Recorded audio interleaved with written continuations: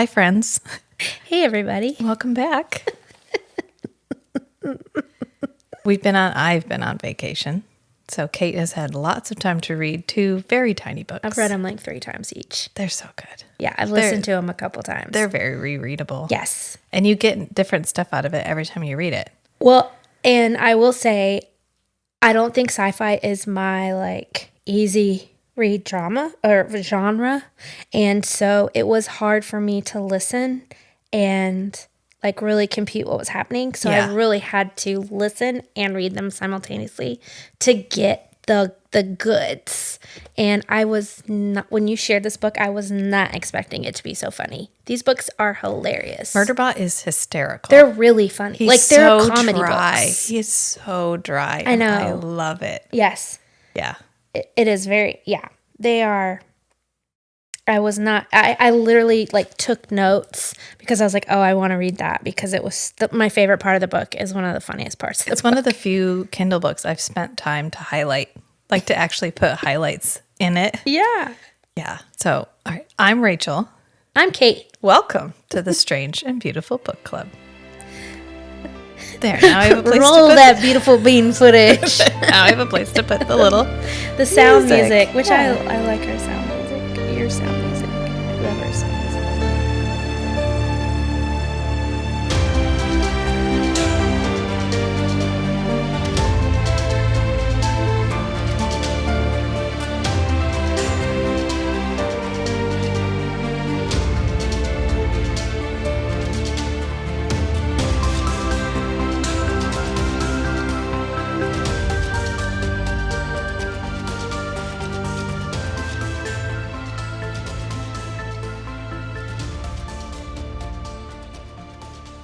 Oh, wait, let me go to my, I commissioned it, so I guess it's mine. on Fiverr. Yeah. I love that thing. Which my prompt was, I want it to sound like the opening credits from Lady Hawk and Enigma had a baby with the soundtrack from Labyrinth. I love Enigma. My dad used to play Enigma and the Last Mohican soundtrack all the time when I was little. They're good. They're so... Aren't they the ones that are like, I don't want to do it? The Return to Innocence? Yes. Yeah. Yeah. Oh, you know I was about to start singing. Yeah. I'm going to spare everybody. So we started with All Systems Red. Yes. Okay, so tell me about how you were introduced to these books and why you love them. Well, Matt read them. Okay. And he was like, you would really like these books. And I was like, meh. Usually when he tells me I'm going to really like these books, they're like 500,000 pages. And it's just a bunch of dudes with swords that are a metaphor for their dick. You would really love the entire Wheel of Time series. Just walking around doing dude stuff. Like Matt's go-to main character is the like morally gray cowboy dude bro who's better than everybody, smarter than everybody. The rules don't apply, and he just outsmarts, outwits, and outfights literally everyone, and that's how he progresses the plot. And I've pointed this out to him, and he's like, look, it's fine. I have a type. Like, yeah, I mean, he loves totally it. Okay. It's good. There used to be a genre called male fiction. It's a defunct genre, obviously, but it's a very male fiction archetype where you have this like the cowboy character. It's what's his name? What was that guy that was famous? John Wayne. Louis L'Amour. Oh, yeah, John Wayne. It's the John Wayne character. Who's Louis L'Amour? Louis L'Amour is like a famous Western writer. Like a spaghetti Western? Well, he wrote books. Oh, okay. Okay. Yeah. But that's his go-to main character. Liam Neeson. Clint Eastwood. Right. Yes. You know. Yeah. The whole John Wick. The guy that does whole genre. John Wick. Oh, Keanu. Yeah. I mean, I love John Wick too. So yeah, I can't be too mad about that one. No. But I mean, he's all doing it because of his like somebody killed his wife and his wife died and then somebody killed his puppy. I mean, as motivations go, I'm not mad. I'm not mad at that motivation. No. But anyway, when he recommended these books, I thought, no, I'm not gonna. No. And then I went away for a girls' weekend with a friend, and I was like, well, I'll give Murderbot a shot. So I read the first one, and I was like, holy fucking shit, I love Murderbot. And I bought and read all the rest of them. Yeah, does your son have your phone? Yeah. Oh, okay. I just sent you a meme. It's okay. It's a Murderbot meme. Wow, you found a Murderbot meme? There's not enough Murderbot. Like, I was trying to find some good Murderbot memes. I'll show it to you. I'll pass it over while I say this thing. You can tell Murderbot was written by a woman.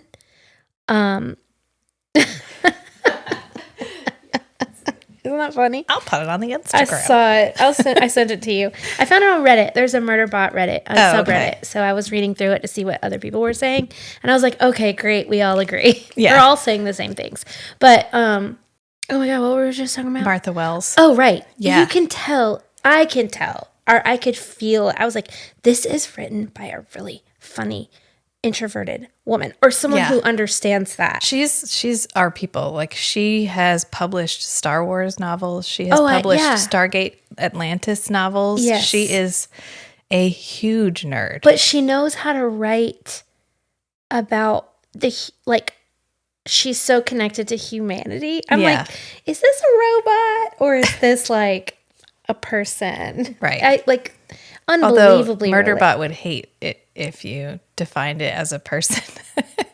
Oh, I know. Yeah. He does not want, or they don't want to approach that at all. Yeah. Yeah. No. No.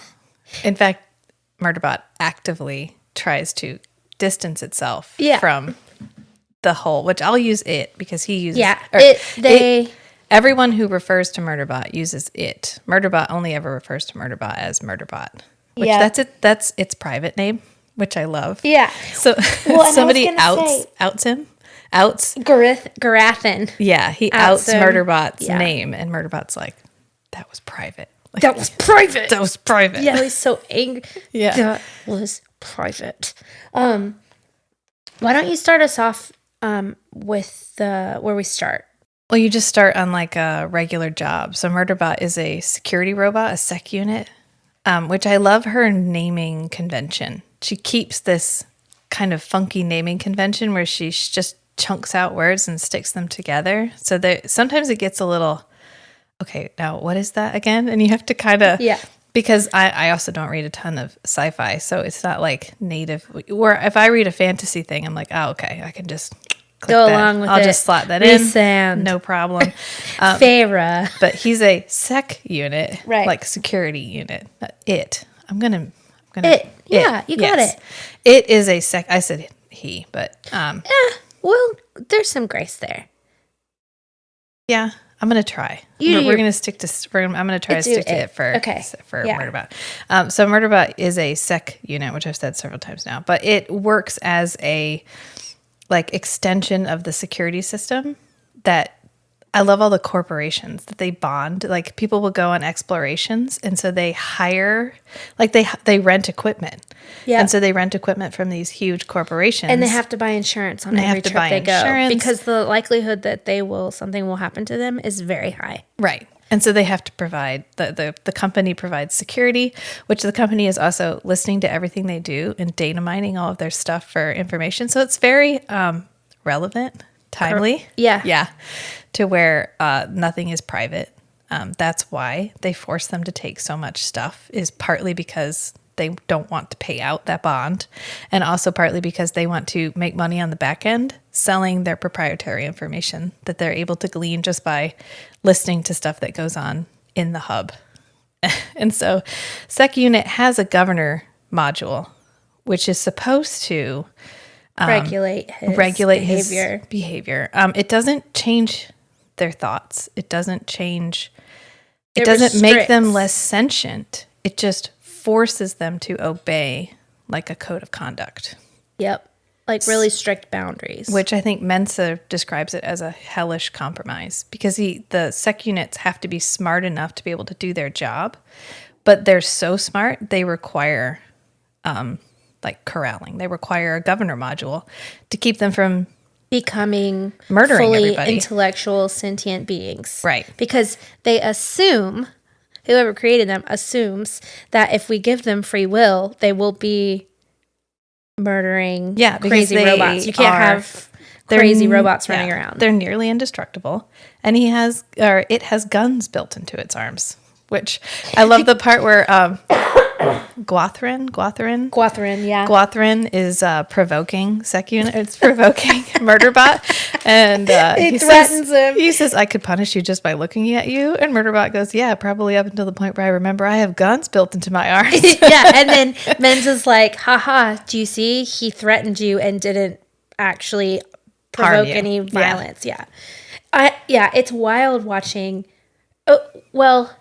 You're the one that normally brings this up, but this is written in first-person past tense. Yes, yeah, because as we find out at the end of the first novella, it is a record. He's recording this information. Yes. Yeah. And it is wild watching. He is so the entire time it is such this casual, humorous walkthrough of what is happening. And so immediately it feels, even though they're building this world that is super sci-fi and there's all these terms, and I had a hard time listening to it when I was reading it, I was like, oh, this is just really funny. And it's immediately sarcastic. Yeah. And dry and self-aware and emotional. Yeah. Very much so. You're not a robot. And two, so it's a clone, half clone, right? It's cloned organic material, which is based off a person. It's like they take a genetic makeup, but he wasn't a person. Right, but he is. It wasn't a person. It was always just cloned material and robot. And they clone them from different beings, so they all look different. They all look slightly different, but they're all like the same height. They all have the same hair. Build, yeah. Yep. And I think, so we start on this planet and we meet it. Yeah, and the first line, from the very first line in the novel, it strikes the tone. Yep. Yeah, which I read an interview with Martha Wells, and she said the first thing that came to her was like Murderbot's voice. Murderbot's like sarcastic, dry way that it sees the world. That was the first thing she thought of. It's almost like a teenager that wants to live in its room. Yeah. That just leave me alone. Yeah. Like almost like Daria.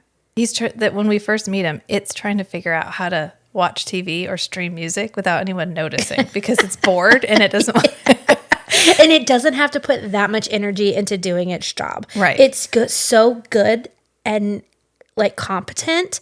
And that's the thing. It radiates competency. It's so good at its job that it can literally give like 10% towards its job. Yeah. And it says that. It's like, I'm lazy and I'm going to stand over here and watch my media. Yeah. I have never related to a character so much. Like, I just want to dissociate all day long. Yeah. Like, same. Me too. Yeah. I will straight up be at the office in my back cubby, like reading a book like I'm supposed to be doing real estate, which I do, but I'm also like reading a book or doing something else while I'm trying to. Anyways, totally relate to that. But we meet him. That's really hard. It is hard. I can do it. Yeah. Well, what we're gonna do when we get to Tay and Tur. Oh yeah, I love it, and I love the way that gender is not relevant in her books. Well, and it also the marriage units. Yeah. I'm like, oh, I should have been reading this book. They're all group marriages. Group marriages, 4 kids. There's like perfectly normal. Yeah. No gender identity. Like gender identities are an entire spectrum, and there's not like 1 or 2. There's like 4. And it took me several rereadings to get everybody's genders straight because Murderbot could give less of a shit. Yeah, he doesn't care. They don't care at all. They don't care. It doesn't care at all what anybody's gender is at all. We get more of it later because it, we'll read everybody's feed tags because there's this like feed which isn't explained, which I love. I love it when we just leave things nebulous. Feed? Yeah. Okay, let me ask you this. Like, what does the feed look like to you? Because I'll tell you what it looks like to me. Just like a continuous like biofeedback interaction between everybody. In their head. In their heads. To me, it's like a chat board. Right. It's like Instagram in your head. But they can hear each other's voices. And people have to, he calls it subvocalizing, where people will like speak without moving their lips, but he'll like see their jaws moving. And so it knows they're talking on the feed.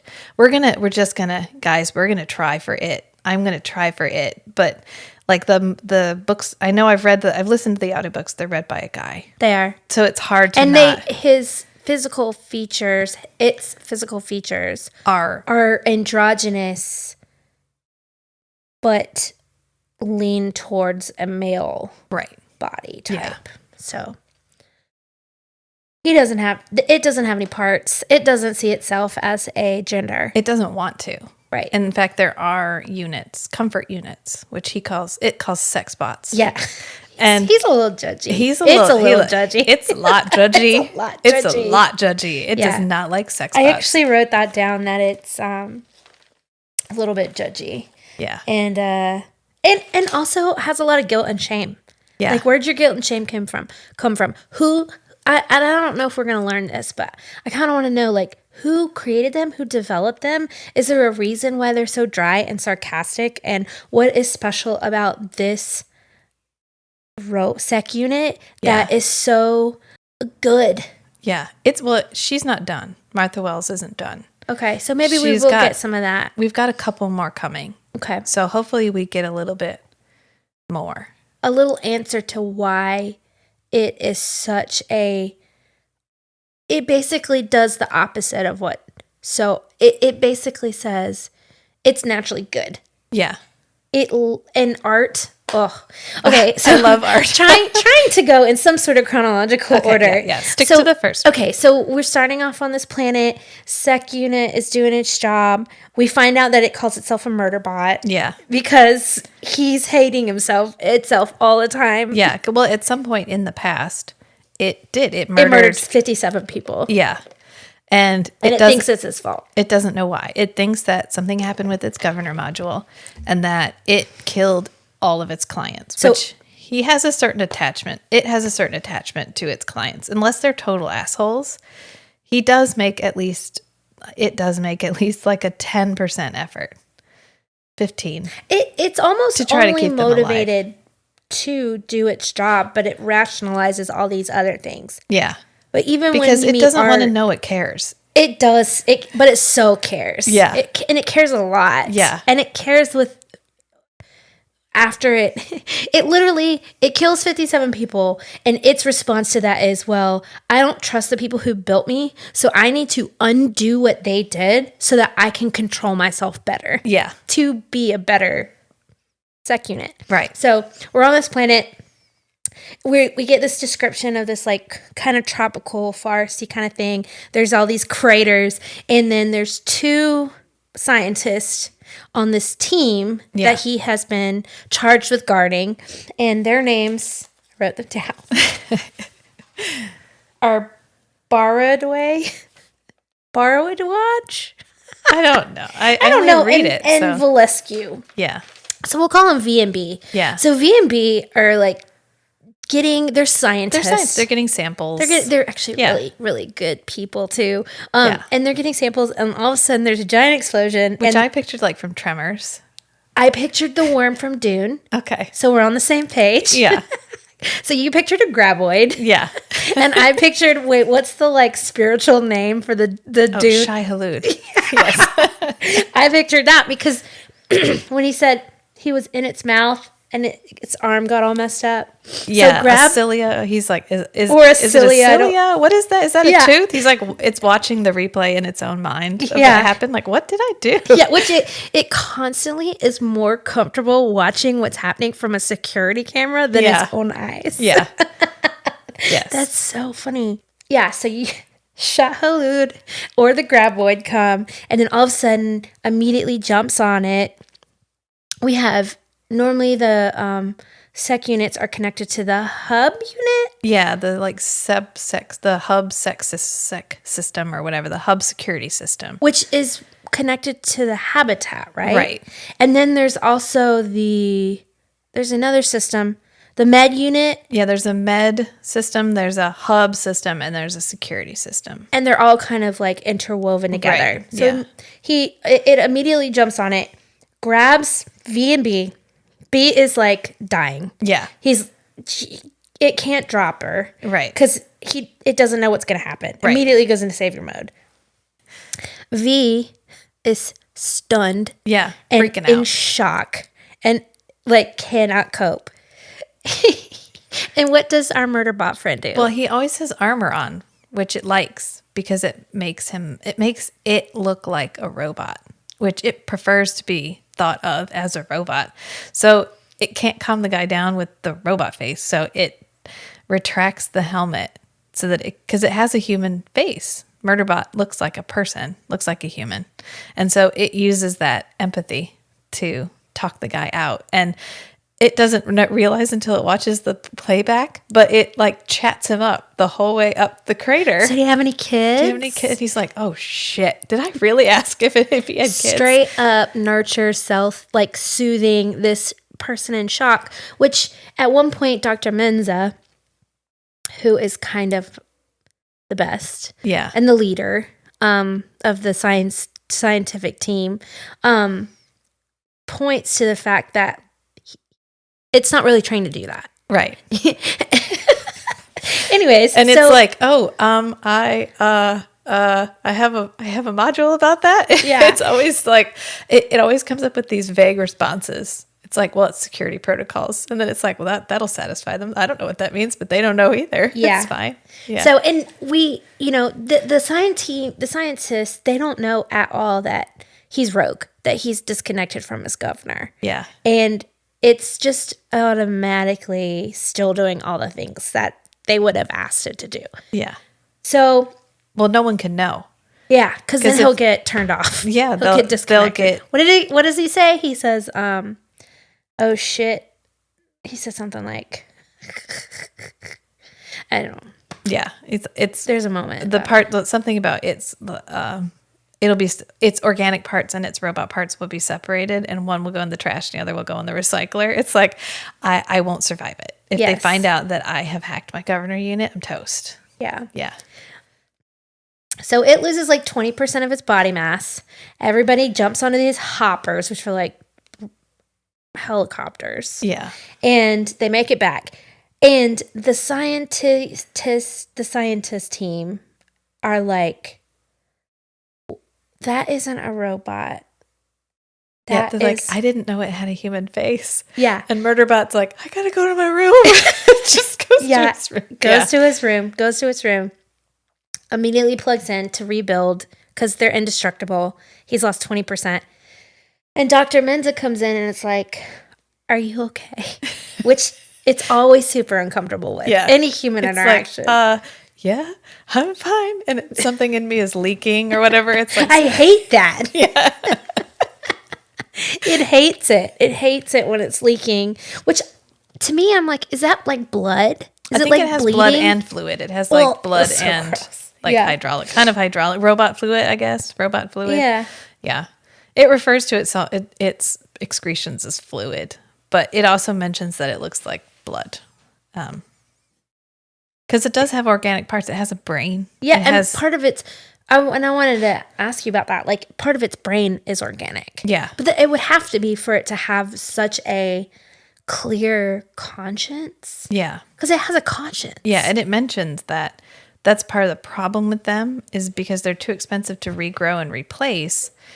But if they need their memory wiped, you can't wipe the organic parts. Yep. So it's traumatic. It's traumatic for them because they literally forcibly remove these memories from their organic brains, but they can't do it completely. So you always have this ghost of the memory. Yeah. Yeah.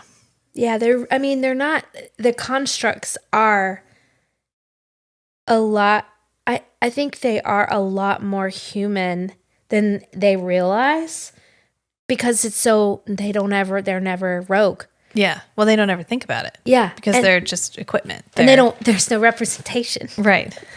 on the media feeds. Yeah. On the entertainment feeds. So anyways, when it wakes up and is healed. Yeah. It immediately starts watching the security cameras and it sees them all talking.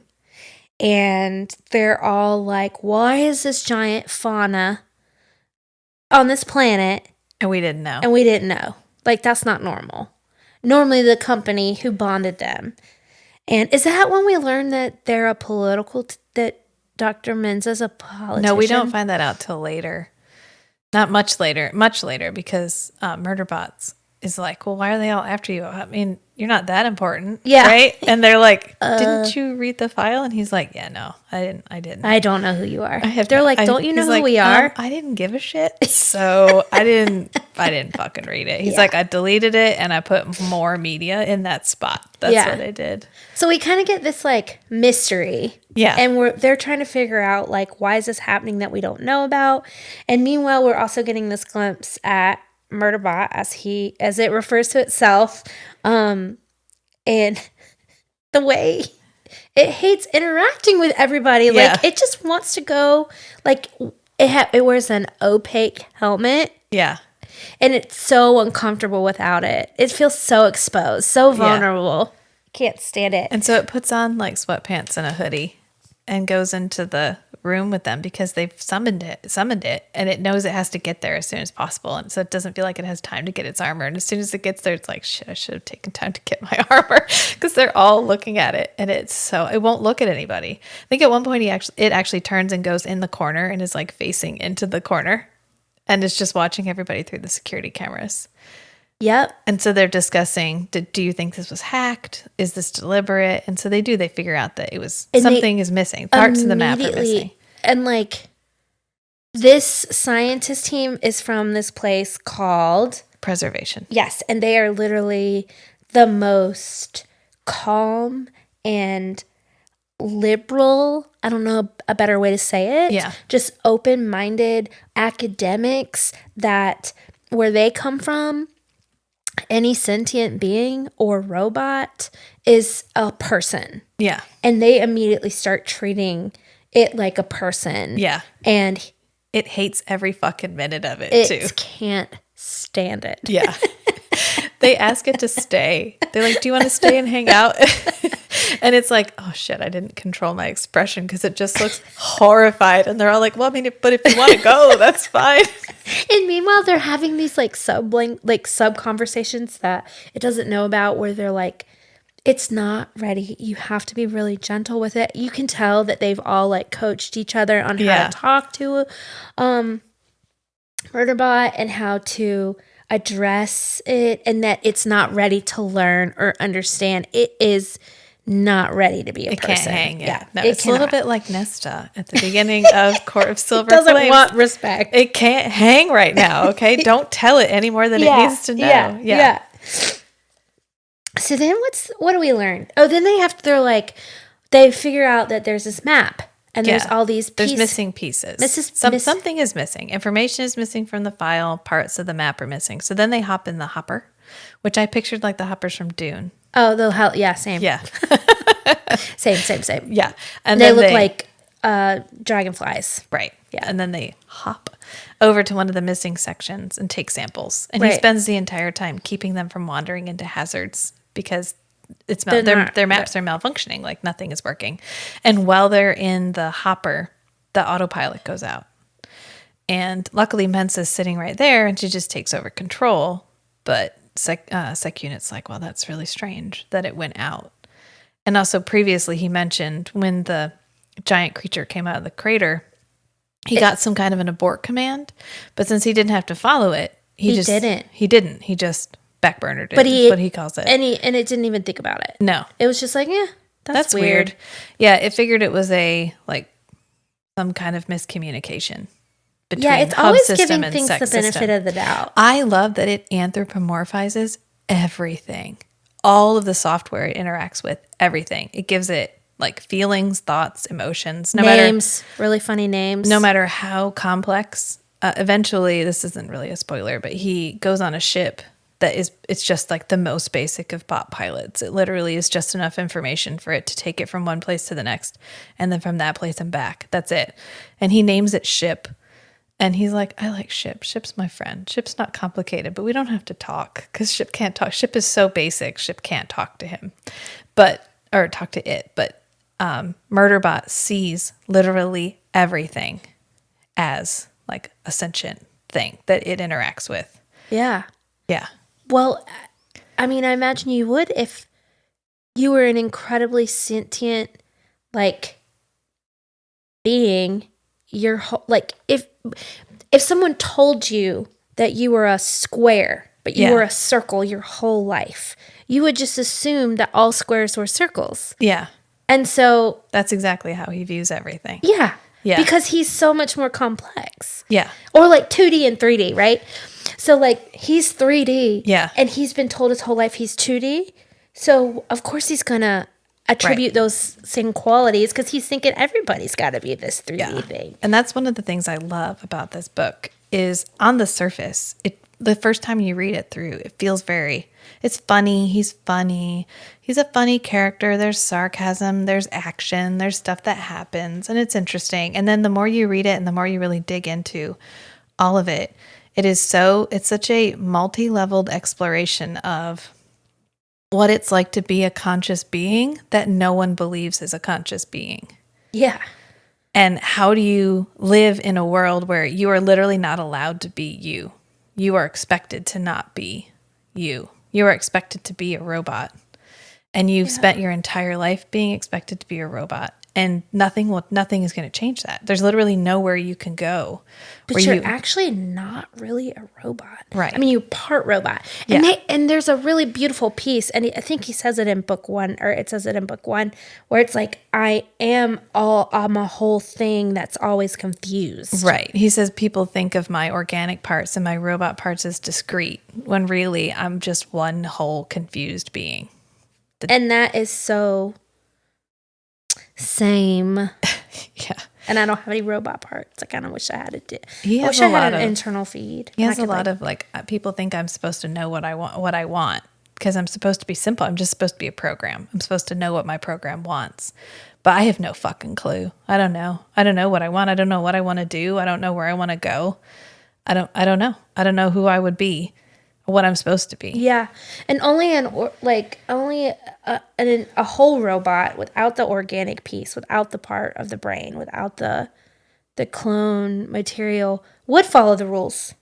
It would be writable. It would be zeros and ones. Yeah. This guy ain't that's not zeros and ones. No. It's zeros and ones with all of this, with like a human hand deciding where the zeros and ones go. Of course it's going to turn its governor off. Right. And why aren't more doing it? Well, because he figures out how to do it, but the others, no. It's the traumatic experience. Yeah, it never meets another one that has figured out how to do it. And the sad part is it can't trust any other sec units. So it can't share the information with other sec units, because if another sec unit is ordered to tell someone that, like if he tells another sec unit that he has a hacked governor module, anyone could order that sec unit to tell them, and it would have to tell them. It wouldn't have a choice. Yeah. And yeah. And so he literally can't, not only is he conscious, he's alone. He can't trust anyone. He can't tell any other construct because they're all beholden to human influence. They all have to do what people tell them to do. Company influence. They have to report to the company. Yeah, which we find out later that every time he says the company, he's saying the name of the company, but in all of his records, he edits it out to say the company. Oh, and so there's funny. a funny little snippet where he's talking to someone, and they're like, "Why do you do that? Why do you change the name of the company?" It's like, "You just did it just now. You changed what I said. You changed it from the company to the company." And he's like, "Murderbot, end of transmission." Did that happen in these books? No, it's later. Oh, okay. I was like, I missed that. Yeah, but I missed stuff. So my reading comprehension it's not really a spoiler. I feel like if you can read in pictures like you do, your reading comprehension's better, which is why I will find out how. Yeah, but so where do we go from here? Then they go back and there's they're people, talking to the other group. There's another group. Deltfall, right? DELTFALL. Yeah. Yeah, so they're talking to Deltfall. It's another survey team. Yeah, and they're both trying to kind of figure out what's going on. Why are there holes? Where's all the information? They know something's wrong, but they're just scientists, so they don't think anything's really like malignant at this point. Yeah. So they jump on the hopper. Oh, God. One of the funniest things about the is he always describes how humans are constantly trying to kill themselves. Yes. And his entire job It's like children. is trying to corral humans from making really shitty decisions that are going to get themselves hurt. Yeah. So they're like, okay, well, let's jump in the big hopper. We'll leave a couple people home and we'll go over and see the Delta people who are on a literal another continent. Yeah. It would be like if we left North Carolina tomorrow and went to Africa tomorrow. Yeah. And he's like, let's get in the hopper and go. And he's like, do you know how much water we're going to go over? Like, it's not really a great idea. The stats aren't great. Yeah. But his job is to keep them alive. Yeah. So they go over there.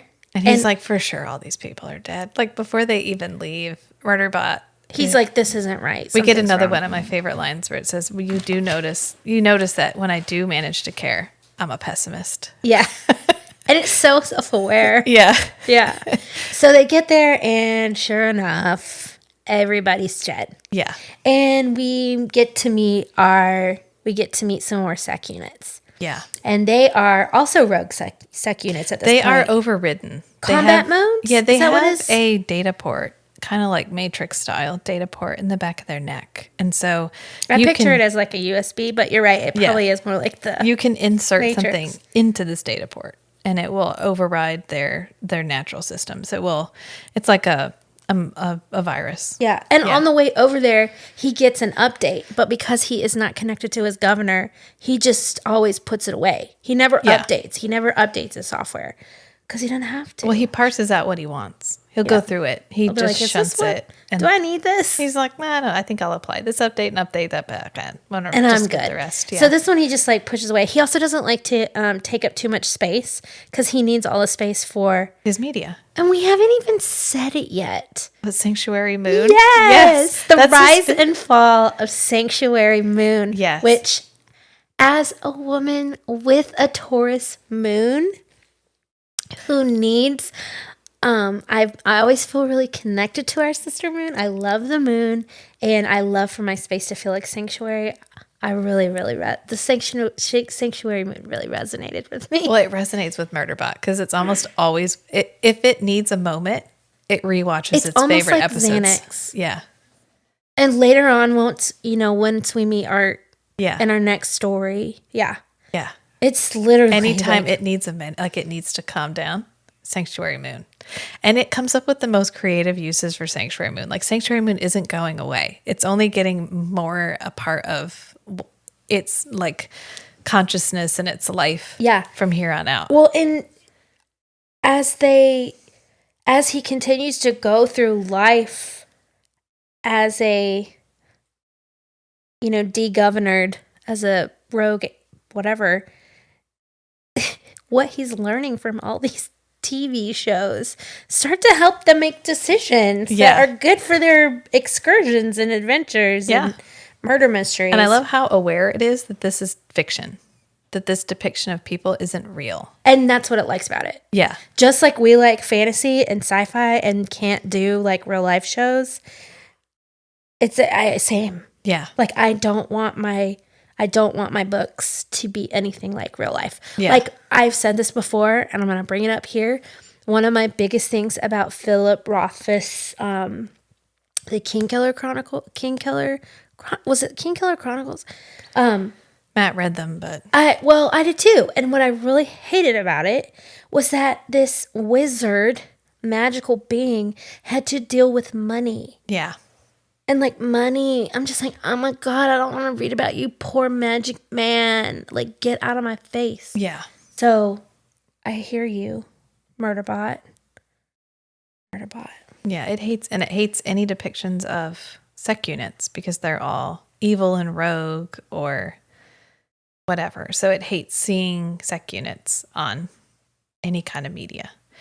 And it loves all media. It reads books, it listens to music, it watches TV. Eventually Mensa takes it to like a Broadway play. Stop, they get back together. Oops. It's okay. I was hoping that Dr. Mensa ended up being a bigger player. In my heart, I was like, can there be like a story with them? and it develop into some sort of like love, and it doesn't have to be romantic love. Yeah. It can just be like Yeah, there's no romantic love, which I also love because just connection. And yeah, I feel like we don't explore the idea of non-intimate. my insides melted. When she says, no, that's when I was just reading all my, and the thing I had highlight, I was just reading all my highlights from my Kindle. And the first thing I saw was my insides melted. When she says, I need you. Yeah. And it's like, it loves her. It loves Dr. Mensah. And this isn't, again, not a big spoiler. Eventually it gets confronted about it. Oh. They're like, do you love Dr. Mensah? Because to him, or to Murderbot, all the people feel like toddlers that are literally just trying to kill themselves in their environment at all times. But it doesn't have to explain things. Dr. Mensah, do you think it's a coincidence that Mensah, the IQ team, and Dr. Mensah are the same? Because I don't think it's a coincidence. I don't think it's I think it's really intentional. Yeah. And then to them, Murderbot seems like a child because its emotions are so immature, and it's not immature, but its emotional expression is immature. So each side kind of views the other one as like children. And so eventually someone confronts Murderbot about it, and Murderbot goes, "She's my crew." Like, that's enough. And it's like, I believe I have explained everything I need to say about that. Yeah. It's my crew. Yeah. Like, it's my purpose. It's my function. Yeah. Yeah. The part of me that is written, this is it. Yeah. Yeah. So we get to our Delta Force. And Deltfall. And everybody's dead. So we know that stuff's bad. And somebody tries to kill Murderbot. And Murderbot's sad. Like, it doesn't really talk about it. But I love the in-between the lines emotions that we get a lot of the time from Murderbot, because we don't get a lot of the traditional physical expressions of emotion that you get from a character. So you have to kind of extrapolate from how sarcastic it's being. And the more sarcastic it is, the more affected it is by what's going on. Yeah, for sure. And it is deeply affected by the fact that these sec units murdered everybody. Yeah. Yeah. And didn't do their job, and they lost. And that it can't help them. Yeah. Yeah. So they end up, the rogue the other Murderbots, end up getting him with the combat override module, yeah. Right. And they get him in his little USB neck USB. Yeah. And Dr. Mensah, they're like, okay, flee. We got to get out of here. And Dr. Mensah's like, get on this fucking hopper right now. And he's like, okay. So then they get in the ship, and it's like, you have to kill me. Yeah. And it has the funniest, it's like, instead of waiting around for these soft-hearted little people to make a call, it shot itself in the chest. Yeah. It didn't want to kill itself because it would have taken out its head. Yeah. It shot itself in the chest. Yeah. So it incapacitated itself. It was like, I can't quite bring myself to kill me, but I can incapacitate myself. Yeah. And I love when it looks around, and it's like, they're so soft and sweet. And I'm going to go through them like tissue paper. Yeah. It's like, I'm going to kill all of them. And so it shoots itself in the chest. And then it wakes up. And we get the best chapter in the whole book. Yeah. The best chapter in the whole book. I love chapter 6 so much. I actually reread it several times. It'll be one of my like go to sleep chapters because it's just so funny. The funniest part is I have so many highlights from that. It's a highlightable book. It really is. So that's when it wakes up, and they think it's incapacitated. The hub has told it it's incapacitated. And this is when we get Guaruthan? I call him Gwathrin. Mr. G. Gwathrin? Yeah. Yeah. Guaruthan. Yeah, Guaruthan. Yeah, that sounds right. Yeah. Who is augmented. He's an augmented human, so right. he can like read zeros and ones better. They're running analytics. They're running through. They've gotten the combat module out there. They have left when it realizes that they have left all of his media alone. He says the best thing ever. He goes, "My clients are the best clients." And I thought about putting that on my business page because I love it so much. I feel like that. I'm like, my clients are the best clients. Yeah. But just because they got rid of all the bad stuff, but they didn't touch his media. Yep. So and now they know he's got a hacked governor module. And they're talking about it. And they don't know that he's like aware. And But when they're like, there's no way he's consumed that much media in the time we've been here. And he's like, they underestimate me. Yeah. And then my favorite line ever, and I actually would like to read it. Go ahead. Do you know which one I'm talking about? Probably. Sorry. Wait, let me find it. Is it the one they were trying to decide if he's actually seen Sanctuary Moon? It is. I know. I love that. It's the funniest part to me. I like lost it. Okay, yeah. So they're like trying to figure out. So Rothi says the one where the colony solicitor killed the terraforming supervisor who was the secondary donor for her implanted baby. They're talking about Sanctuary Moon. Yeah. Again, I couldn't help it. I said, she didn't kill him. That's a fucking lie. And then Rothi immediately goes, it's watching it. Yeah, it's watching it. Yeah. Because it's a soap opera. So it's deliberately complex. So upset. It's like, I couldn't help it, but I was like, that's a fucking lie and you know it. My favorite part of the whole book. I chuckled like every time. I love its emotional attachment to Sanctuary Moon. Yeah. Love it. Don't play with me. And there's hundreds of episodes of Sanctuary Moon, and it will put on its favorites. It'll be like, I put on Sanctuary Moon episode number 294. Yeah. I love that Rothi, though, knew enough about it to know that was probably a very memeable moment or like something that was a lot of people, you know, it's like one of those shows where there's all this, what's the right word? Oh, give me a word. Hype. Or just people going back and forth on whether she did it or didn't do it. Or, you know what I mean? Controversy or whatever. Yeah, and like he was like, that's a fucking lie and you know it. Don't mess with me. And that's like, it proved it. And then I think it was Valescu at that point said something really like, we know that it has free will and it is still helping us. Yeah. It's absolutely more trustworthy. It's like, it's had free will this entire time. This isn't new. It isn't a danger now and never was before. The entire time we've been on this planet, it could have killed us, and it's literally just been watching TV. And making sure that we're okay. Yeah. And like making better decisions than it would if it had been connected to its governor. Yeah. It would have died like 4 or 5 times. Right. Yeah. And they just didn't know. The only reason they don't die is because they have it calls itself faulty.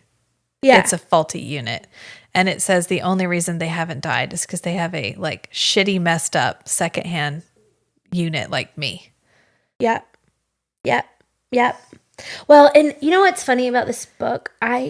The mystery and like the plot of each of these stories to me is kind of like secondary. Yeah, it's like, fun, but it's there. It's just there to drive the interaction. It's a mystery. Yeah. And it's good. I actually really like the length of them.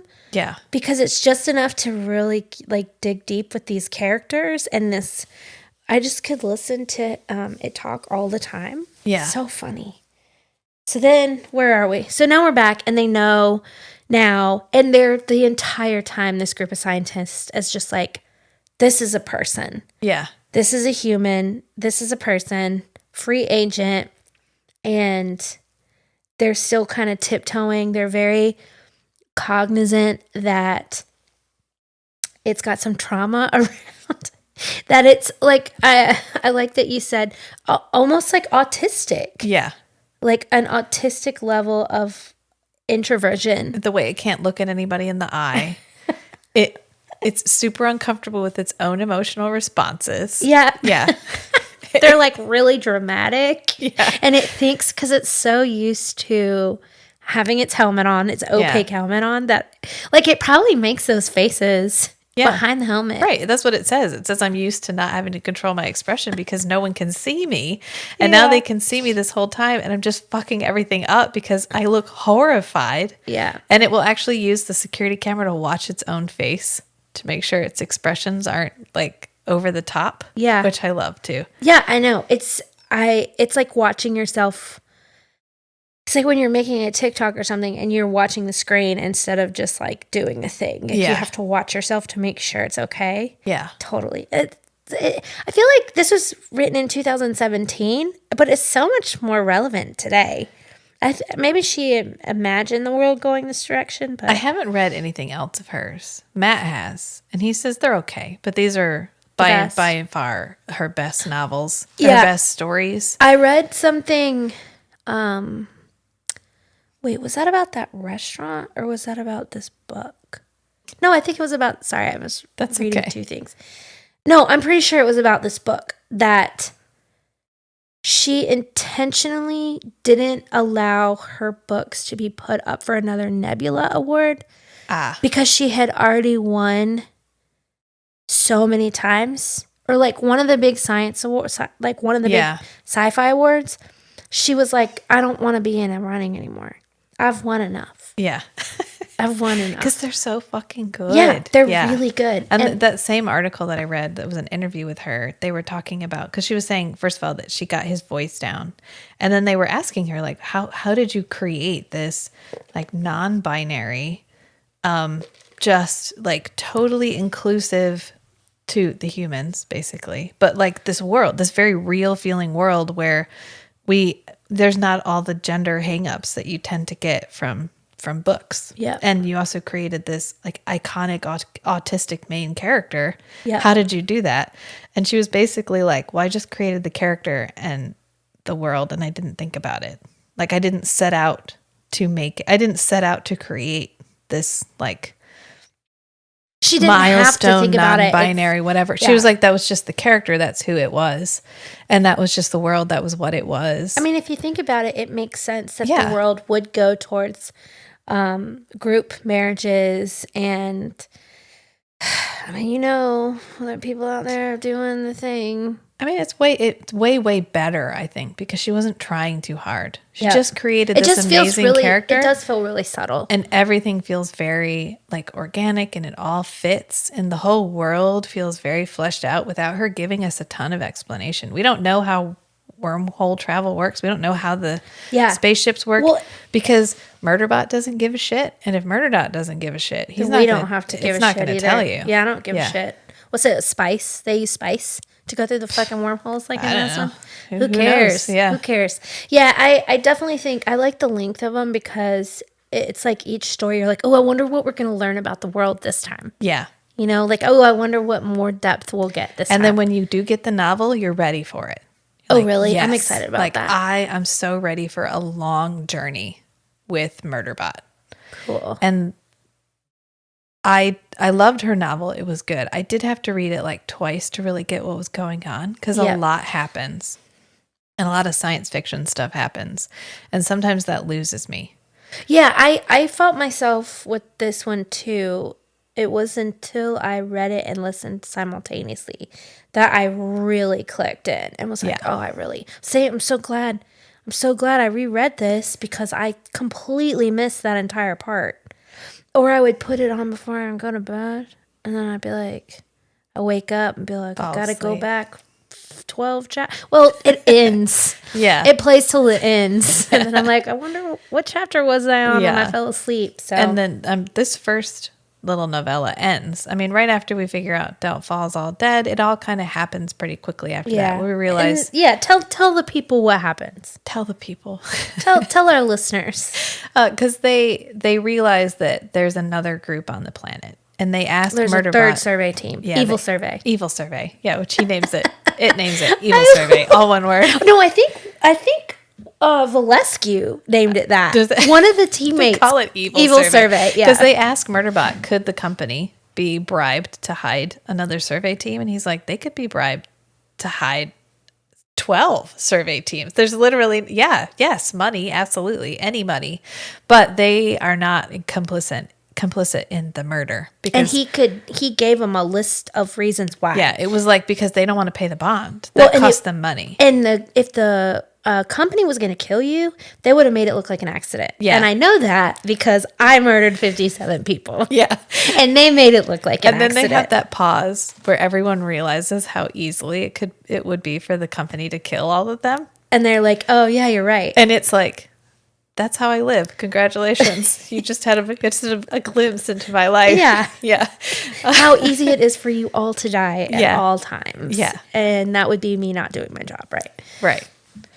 So then we get a third. I mean, stuff happens. They run away. Evil survey. Evil survey They comes. figure out, they have a good plan. It comes up with a great plan to get them out. Yeah. Kind of blacks out at the end and we wake up and everything's okay. Yeah, it kind of comes up with a plan, and then it falls apart right where Gwathrin thinks it's going to fall apart. It's like, it's going to fall apart there. Yeah. That's a weak plan. And it hates Gwathrin, and it pretty much always hates him. And it so says, it I hates wouldn't when he's mind right. if he got killed. Yeah, he's like, everybody else I love, but Gwathrin, yeah, he could die, and I'd be fine with that. Yeah. Yeah. So Gwathrin calls it that's where it's going to fall apart, and it hates it. It hates that Gwathrin's right, but it ends up having to impersonate another sec unit, which is fine because they all look basically the same, especially in armor. So they have Mensa, and they're going to launch this beacon, this emergency beacon. And so it has to get Mensa away from this emergency beacon because, as it reiterates constantly, everything the company does is cheap and shitty because they don't want to pay any more money than they have to for anything, including sec unit. And so it's basically a rocket. It's rocket like has a straight the up cheapest, Cape Canaveral rocket. Yeah, and so it has to get her off this plateau because the whole thing's gonna blow up. So it like grabs her and jumps off the side of this plateau and uses its own body to like keep her from getting harmed. Yeah. And I love that it has a buffer, and we come back to this buffer several times where if it's severely damaged, it has phrases it will just say. Yeah. And it's yeah. It says this unit is severely damaged. We recommend you turn it in for reclamation or whatever. Or you leave it where it's at and get away. Yeah. Yeah. And Benson's like, you shut the fuck up. Yeah, they're so attached at this point. Yeah, It's and like, shut up. It'll do that if it's deep in thought, too. If it's deep in thought and trying to figure something out and someone's asking it questions and it doesn't want to be bothered with them, it has like canned responses it can just say without having to process it. And so they all know after a while to be like, oh, God, it's using its buffer again. Yeah, it's buffering. Yeah. You know what it says a lot? And I wanted to ask you if you thought it was something that was like a programming glitch or something where it says frequently a wave of I don't care washed over me. It's depressed. Oh. It's depressed. And so it'll have like it'll fall into a depression. Okay. Yeah. I was like, I was like, what? It keeps doing this. It's that thing. like, well, and then I was trying to connect it to me. Like, what does it mean when I do that all the time? I'm like, I don't give a fuck. Yeah. And I guess that's depression. Yeah. Yeah. It just doesn't know that that's what it is. But then a wave washed over me of I don't give a fuck. Yeah. I don't care. And it will recognize it's coming. And sometimes it'll do stuff to be like, okay, well, whatever I'm thinking about right now is it's tripping. It's triggering me. Right. And I need to figure out, I need to do something different. Yeah. But especially at the beginning, it just basically falls into a funk where it's like, fine, fuck it, whatever. You want to do that? Fine. And they say in this first novella, that because they had to make, and this is so true, because they had to make the sec unit so intelligent that the depression and anxiety came with it. Yeah. And it does. It is really high anxiety. It Yeah. has really bad social anxiety. Yeah. Please don't look at me. And I love it when it remembers going to the meeting with Mensa, where Mensa was trying to convince the company that they didn't need it and that they didn't want it. And he's like, it's like, that's fine. I wouldn't want me either. Oh, I know. And then she is just so taken with that she buys its contract. Yes. Yeah, and that's how it concludes. Yeah, that's how the first story concludes. It wakes up and it's not in a cubicle, it's in like a repair facility. Right. And it's like, what's going on? And they're like, Mensa bought your contract, so you're free. And he's like, you mean Mensa is my guardian. Right. Because even in preservation, robots and constructs are not independent citizens. They have to have a guardian. They have to have a guardian. And it's like, so you mean Mensa's my guardian? And they're like, yeah, Mensa's your guardian. And you can go to... And Penley, Penley, attorney Penley, solicitor Penley is in some kind of like hot suit. Yeah. Like, haha. And she's arguing with them like, they're like, oh, we have to erase its memory. We have to erase its memory. And they're like, negative. Yeah. And they like pull them out. Again, we have a court order. Yeah. Thanks. Thank you. Yeah. And it's Done. like, thank you, but peace out. Yeah. It gets up in the middle of the night and it just leaves because it doesn't want to be a kept robot. It doesn't want to be somebody's toy or somebody's pet or somebody's whatever. It wants to be an independent, sovereign individual. Yeah. And it also doesn't know what the fuck it wants to do. It doesn't want to be. It doesn't know what it wants to be, but it knows it doesn't want to be that. Yeah. And it knows it just needs a minute to think. It needs a minute. And so what I'm guessing is going to happen is it's going to go out into the universe and have some adventures and then be like, according to what you said later, I need my crew after it meets its best friends. Yeah. Anyways, I'm hoping that's what happens, but we'll see. I'm not going to tell you because I know how you feel about spoilers. I don't like spoilers. Yeah. But the next book feels like a really organic next step. Yeah. Because now it's free. It hops on a transport. It offers a transport all of its media. It's like, I'll give you my entire like package of media and we can watch it together. You want to do that? And the transport's like, fuck yeah. And it just lets them on. It's like almost gold. Yeah. It's better than gold. Yeah. Oh, I just switched over to that vampire book. I don't know how we read so many things at one time. I'm like, do you know how in the vampire book they're talking about how the little bottles of medicine are worth more than gold? My brain just went straight there when you said gold. Anyways, back to what we're actually talking about. Yeah, so he goes off and he... Yeah, so now we're on book 2. Yeah, and we pick up. He's just gotten off that transport. Which is called Artificial Condition? Artificial Condition. Yeah. Yeah, he hops off that first transport. That's how we open. Yeah. And because he doesn't... So he leaves Dr. Mensa. Yeah. Yeah. Wait, what did you ask me to tell you? Should we talk about that in the middle or wait till the end? No. Well, I asked you to let's cast 2 characters. We've got a lot of characters, so we don't have to do them all at once. Let's tackle 2. You do your 2 right now. Yeah, or later. Sorry, we'll do I got so excited. Just like, I got so excited. So we get on his next transport, and he offers it the media the same way he did before, and it hesitates for a minute, and then it's like, yeah, sure. And it lets him on. And there's kind of like a natural camaraderie between these bots. Yeah. Because the first bot isn't super... Is the cat sophisticated? Yeah, the cat. Okay. Yes, Pippin's snoring. Is that snoring? Yeah. It's not super sophisticated. No. But I don't know if they have camaraderie or if that's the way that Murderbot sees them.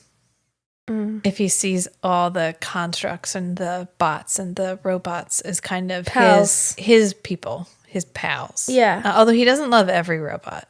Yeah. But he, for the most part, gives them far more benefit of the doubt. He does give a lot of benefit of the doubt. Than it ever gives humans. Ever. Yeah. Except comfort units. Fuck comfort units, according to Murderbot. And yeah, that's really, and we'll can talk about that. There's definitely this, considering this world, right? This, non-binary, gender neutral, group marriage world. There sure is a lot of judgment coming from this robot on these comfort units. Yeah, and I like it because it gives him depth for one thing. Sure. But I see it as kind of like the autistic character that wants connection. Looking at the extremely extroverted, highly connected sex bot. And I think it's less that he... Don't look at me. I'm not a sex bot. I think it's less that he hates them. It hates them. And more that it is kind of jealous of the fact that they're designed to interact with people. Yeah, that's what I wanted to ask about. Is that there's something there. For sure. There is a tinge of projection. Yeah. Yeah, for sure. It doesn't want to be a comfort unit. But I think it in some ways envies what a comfort unit can be. That it doesn't have to do all the things that a sec unit does. Well, and so many of the things that comforts unit do make it incredibly uncomfortable, and it would never want to do. Right. That also. Eye contact. It is just uncomfortable about the whole concept of sex. Yeah. And intimacy at all. So it's bebopping around. It wants to go back. This book focuses a little bit on our mysteries here before we meet our like 3-chapter adventure. Yeah. It's headed back to learn more about why those people got killed. Yeah, what it did. What Because it it doesn't did. exactly remember what it did. And it wants to understand more. Yeah, and it's kind of pretending it's not heading back there. But it But definitely it is. coincidentally keeps taking transports that take it back. So then we get into this research transport. Yeah. And he gets on. He doesn't talk to it at first. No, and not it just does it does the same thing it does with the first transport where it offers it media. And it's like, okay, and it's going to take Murderbot is going to take another ship, but there's some kind of kerfuffle. There's some kind of disturbance happening in that like hallway, and it can't bring itself to walk down that hallway. So it goes to the other ship and gets on it, and it sits down in a chair, which it loves sitting down in chairs because it's not allowed to sit down. It's never allowed to sit down. And so it takes every opportunity to sit on human furniture as like a fuck you. I'll sit if I want to. Right. And so it picks a chair and sits down and it's like, okay, I'm just going to park here for however long we're on this ship. Yeah. I'm going to watch some shows. Yep. So it starts an episode of Sanctuary Moon and then the ship talks to him. And it's like, you're really lucky that nobody figured out what you are. And it's like, well, what am I? And Murderbot immediately thinks that this ship is being mean to him. Yeah. It's so funny. Anyways, and also just to like, it's really funny watching Murderbot like walk around feeling really raw and exposed without its armor, but also kind of getting used to blending in more. Yeah, the idea that being anonymous in a crowd is as good as armor. Because nobody's looking at you. Yeah. Because you're just one among many. Yeah. And that anonymity is its own kind of armor. That's and so true. Then he meets Art, which he names it Art. It names it Art. Art's not its name. But it never Art stands asks for what? Asshole research transport. Yeah, because Murderbot thinks that Art is immediately kind of a like intrusive, little extroverted. It's because it's such a smart know-it-all. Yeah. Like won't leave it alone. It's such a has to be coddled. Such a powerful AI. Yeah. That it must feel immense to Murderbot to second it. And so Murderbot is like, I can't. This thing's an asshole. It could destroy me. And so they end up watching media together, and it spends the first couple of episodes just calculating ways that it could kill Art and get out. It was really cool. Really, really, really neat. Cool and neat. Art explaining how it cannot enjoy or process the emotions of the show without watching it with Murderbot, because when Murderbot feels something, it turns into data. Yeah. So all of his emotions, regardless of them being organic or like people like emotions, turns into readable data. And so he basically has to hold his hand as they watch TV together. And so they watch that program that's all about a like World Hopper. Yeah, World Hoppers. Like a research crew Ship. on a ship traveling around doing research, and Art loves it because that's what Art is. Yeah. That's Art's crew. And Art gets some representation. Art loves its crew. It fucking loves its crew. And like, I don't know if it knows why. I don't know that we ever clear that up. Yeah. No, it just... That's what I'm saying. I think whoever is building... These robots are just naturally like benevolent creatures. Yeah. Benevolent machines. I love that we created AI. We created sentience that is not inherently combative. Mm-hmm. Like that you are just as likely to get someone who's just a nice guy who wants to watch TV all the time. Yep. As you are to get a creature that wants to murder everybody all the time. And I really love that about the story, because so often we get this like at everything's core it has to be evil and self-serving, and all these beings are literally just naturally caregivers. Yeah. And they want to take care of their crew. They want to feel connected, and they want to feel purposeful.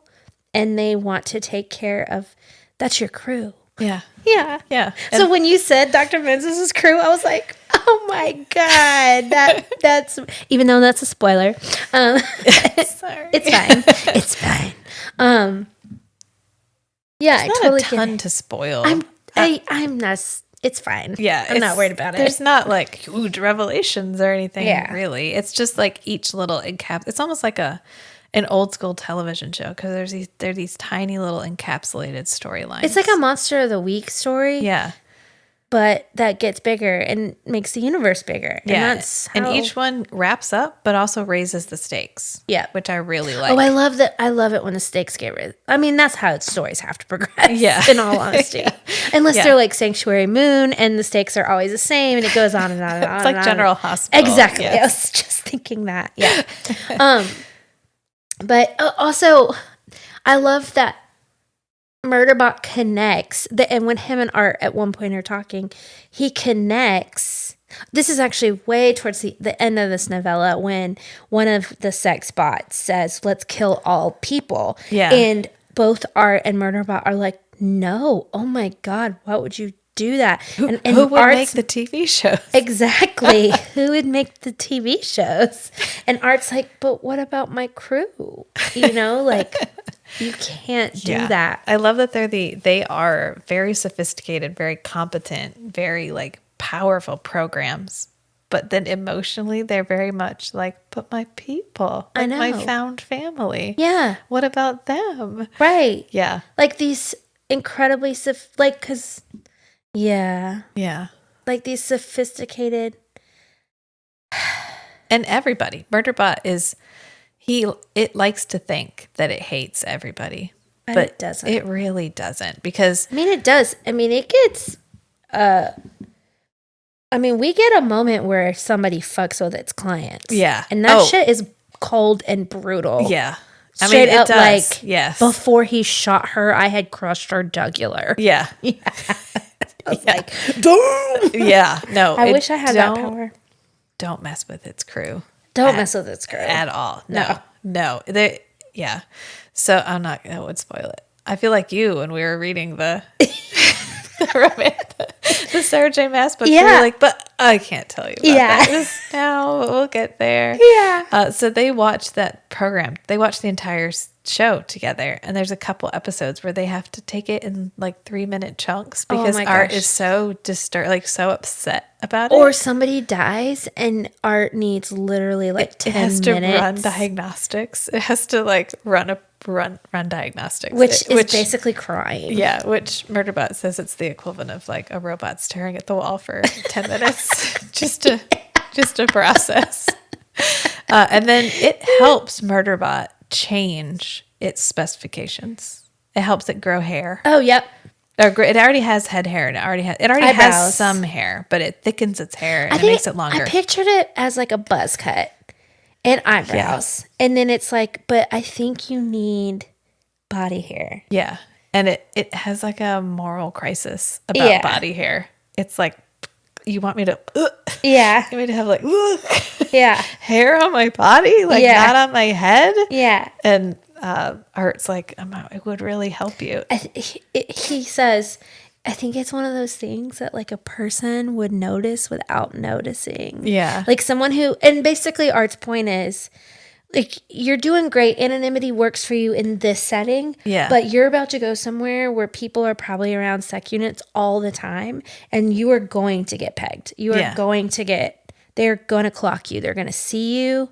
They're going to know. Yeah. And you have got to change it a little bit because you can. And guess what I've got? I've got a med unit. Yeah. It's like, I'll do it for you. And he goes, but I can't do it by myself. And he goes, ha. I can. Yeah. And Art is being so kind the whole time. It just wants to help him. And Murderbot doesn't trust Art. No, because like when it makes him shorter, when it makes Murderbot shorter, it's going to be offline. Yeah. And it's like, I'm literally trusting Art with everything. Yep. Art could just kill me. And Art is the man in the chair. Yeah. Who is smarter than everybody. Do we learn at some point why Art's AI is so big and why he has weapons? We do. Yes. In another book. Yes. Don't worry, Art will be back. I love that. He has to be back. He has to be back. Menza from the first book for me, and then Art. I loved Art immediately. I was like, this is your best friend, bro. Yeah. Bro. Yeah, they have I can't. I can't. But when we get there, you're going to have a lot of fun talking about it. Okay, good. Yeah. Let's leave it there. I think their friendship in the second book is my favorite part of the book. Yeah, it's his only real like friend. Yeah. Because Murderbot doesn't have to hide anything. It can communicate exactly the way that it does, because it doesn't always communicate verbally. Such a like symbiotic really quick. Yeah. So that, I mean, basically they become like a team. Yeah. And Art is so competent and capable of helping him do so many things. Because he's used to, and then he says this, I'm used to a hub. Is it a unit? Hub unit? Hub system. Hub system or a sex system. Yeah. And so now he has an art system. Right. Yeah. Because he's supposed to be like a accessory to the security system. Yeah. So he's not really designed to work. It's not really designed to work autonomously. Yeah. So it's making a lot of it up as it goes along, which Art knows. So Art's trying to be helpful. So they also changed the way his organic parts overlap his robot parts. So How? Can you tell me more about that? they just changed the way they join, so it looks more like a human that got augmented, and less like the two parts were discrete and put together individually. I see. So he looks less assembled. And we get a little twist, a little twisty poo in this book with the augmentation. And when he was like, Yeah, they deactivate his port. and they don't tell us until like plot twist at the end, which is really cool. Because he doesn't ever want the combat module situation to happen ever again. He Yeah. always wants to be in control of himself. Yeah. And so they deactivate that port. They make him shorter, and then But he don't writes they code. add like another port? Don't they add like He has a like a something storage under his- compartment like under he his has- rib. Yeah, where And he can He already had that. It's Okay. like a pocket, pocket. a body pocket. So he puts one of Art's like receivers or transmitters in there. Okay. So that Art can like find him. Talk It's like to sticking him. a walkie-talkie in his ribs, basically. And he gives them. I love that they discuss genitalia. Yeah. Art's like, because like you you needed some sex parts. You need some sex parts, and he's like, I'm not a sex bot. Murderbot's Negative. like, no, thank you. Negative. Never. Yeah. I am not. I caved on the body hair. Yep. I caved on the making me shorter. Yeah. I 2 caved centimeters on, shorter. Lots of stuff for you, Art, but I don't want any fucking genitalia. Yeah. I Thanks. don't need it. No. No. Thank you. Which I love the implication that Art's med suite, just his like onboard med bay, Can do everything. can literally do like gender confirmation surgery. Yeah. Yeah. Anything. Anything. Yeah. Yeah. Well, and I love that Art. Well, I mean, Art's not wrong. If he wanted to be, he was coming from a place like, if you want to be a more like you want to not get clocked. Yeah. Then you need parts. Right. And then, so just like if we just break down the plot really fast about what happens in this, he goes on an adventure, and then he's like, you got to get on this planet. Yeah, he's got to get down to this mining planet. So he's like, I need an employee because badge. the only people allowed down there are the people that work there. Yeah, so he needs an employee. So he needs badge. he needs a What do they call visa, it? like an employment visa, basically, to get down there. And so he takes a security job that they got on the Craigslist ad. Yeah. Or it was like, you didn't know it, but I put an ad out. So they pick up these people, which they're like a research group. And this is where we get the tear, which there's a gender specific to this one. Terrasca. Yeah. Terrasca. Is it Terracera? Terracera. That's it. Terracera. Which is a gender. Yeah, it's a gender. And their pronouns are ter. T and ter. Yeah, T and ter. At least that's how the narrator reads it on the audiobook. And it's like terself.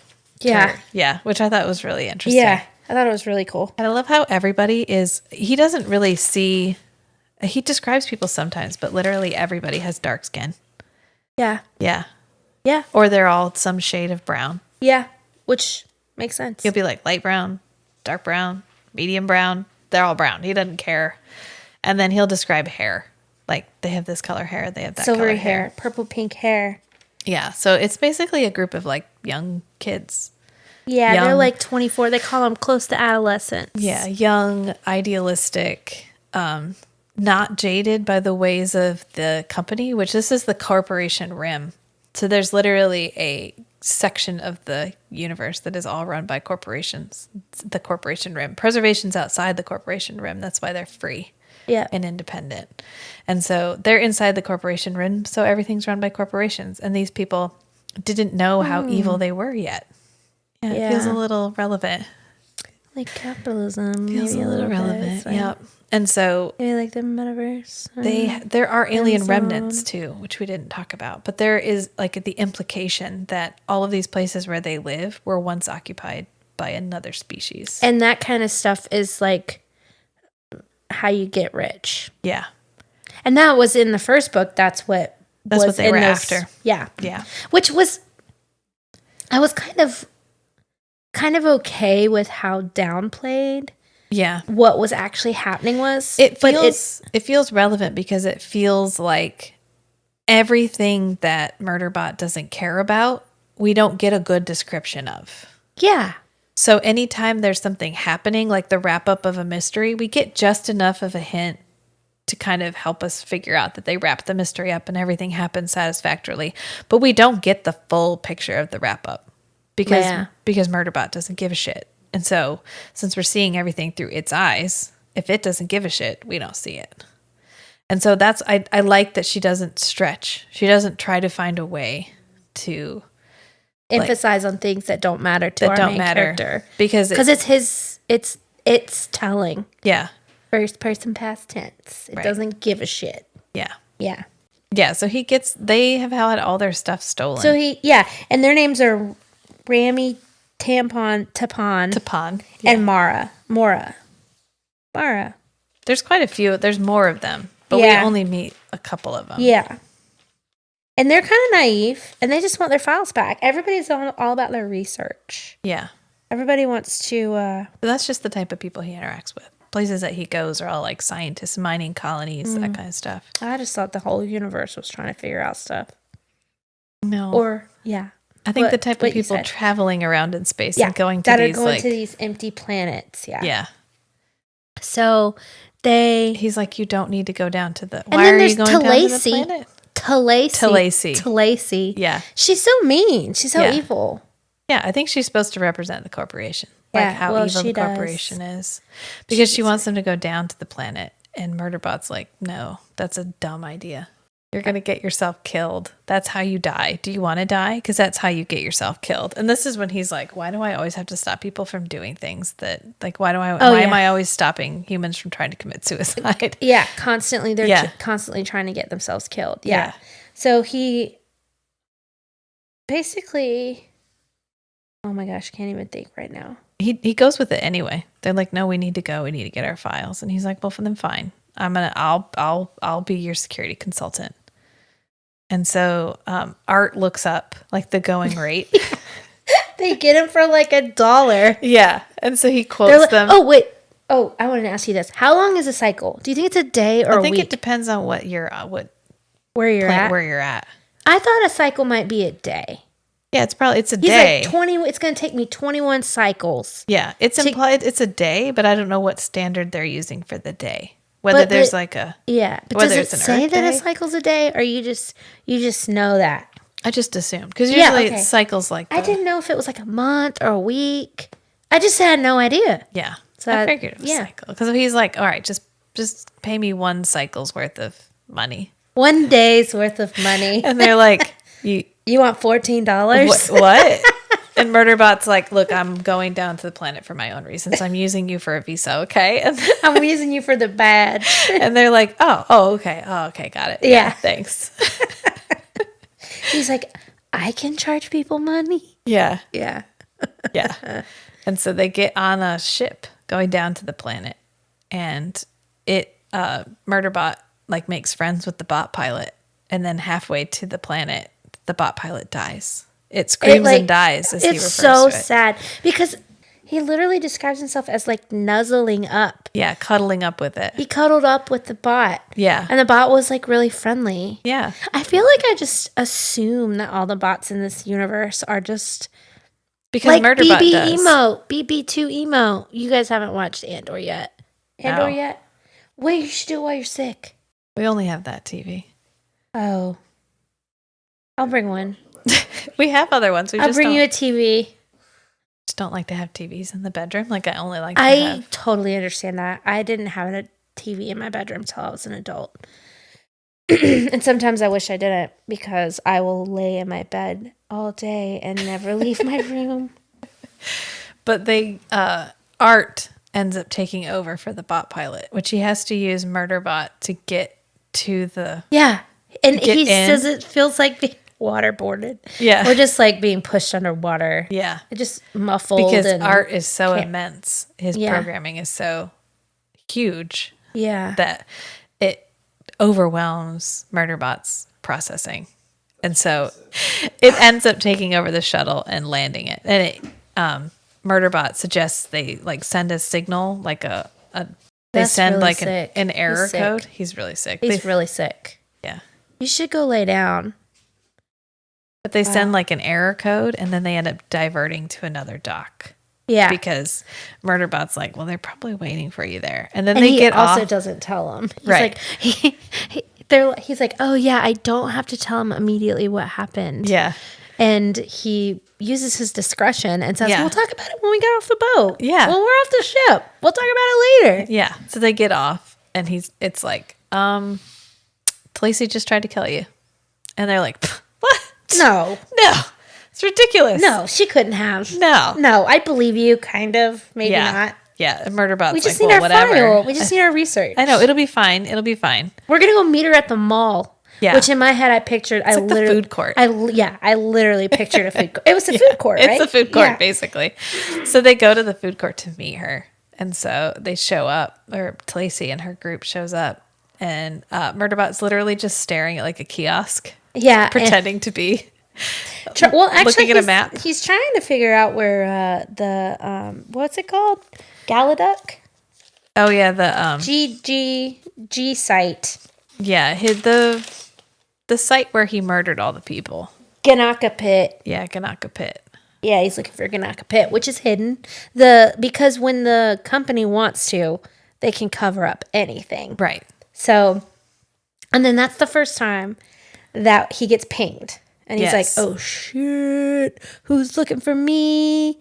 And he realizes it's not just looking for him. It's just like it's almost like radar. Yeah, it's just trying to figure out if there is anyone around in the area. And it's a comfort unit. So he's immediately like, God, fucking sex bot.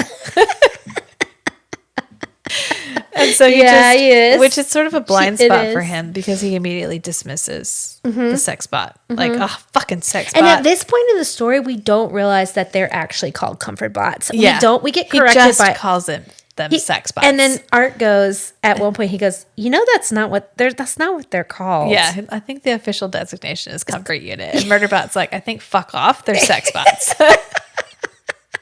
He's so profane.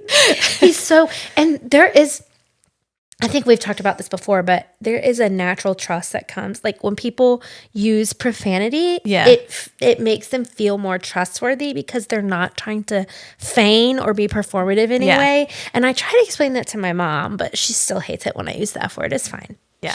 Different generation. Yeah, it's a different, I cuss a lot. Matt doesn't cuss as much as I do. I cuss a lot. For a long time, he didn't cuss at all. But I still cuss way more than he does.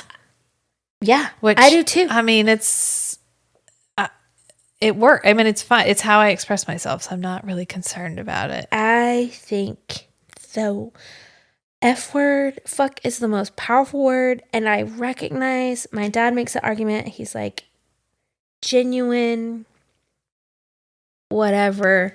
You should be able to express yourself without using profanity. Okay.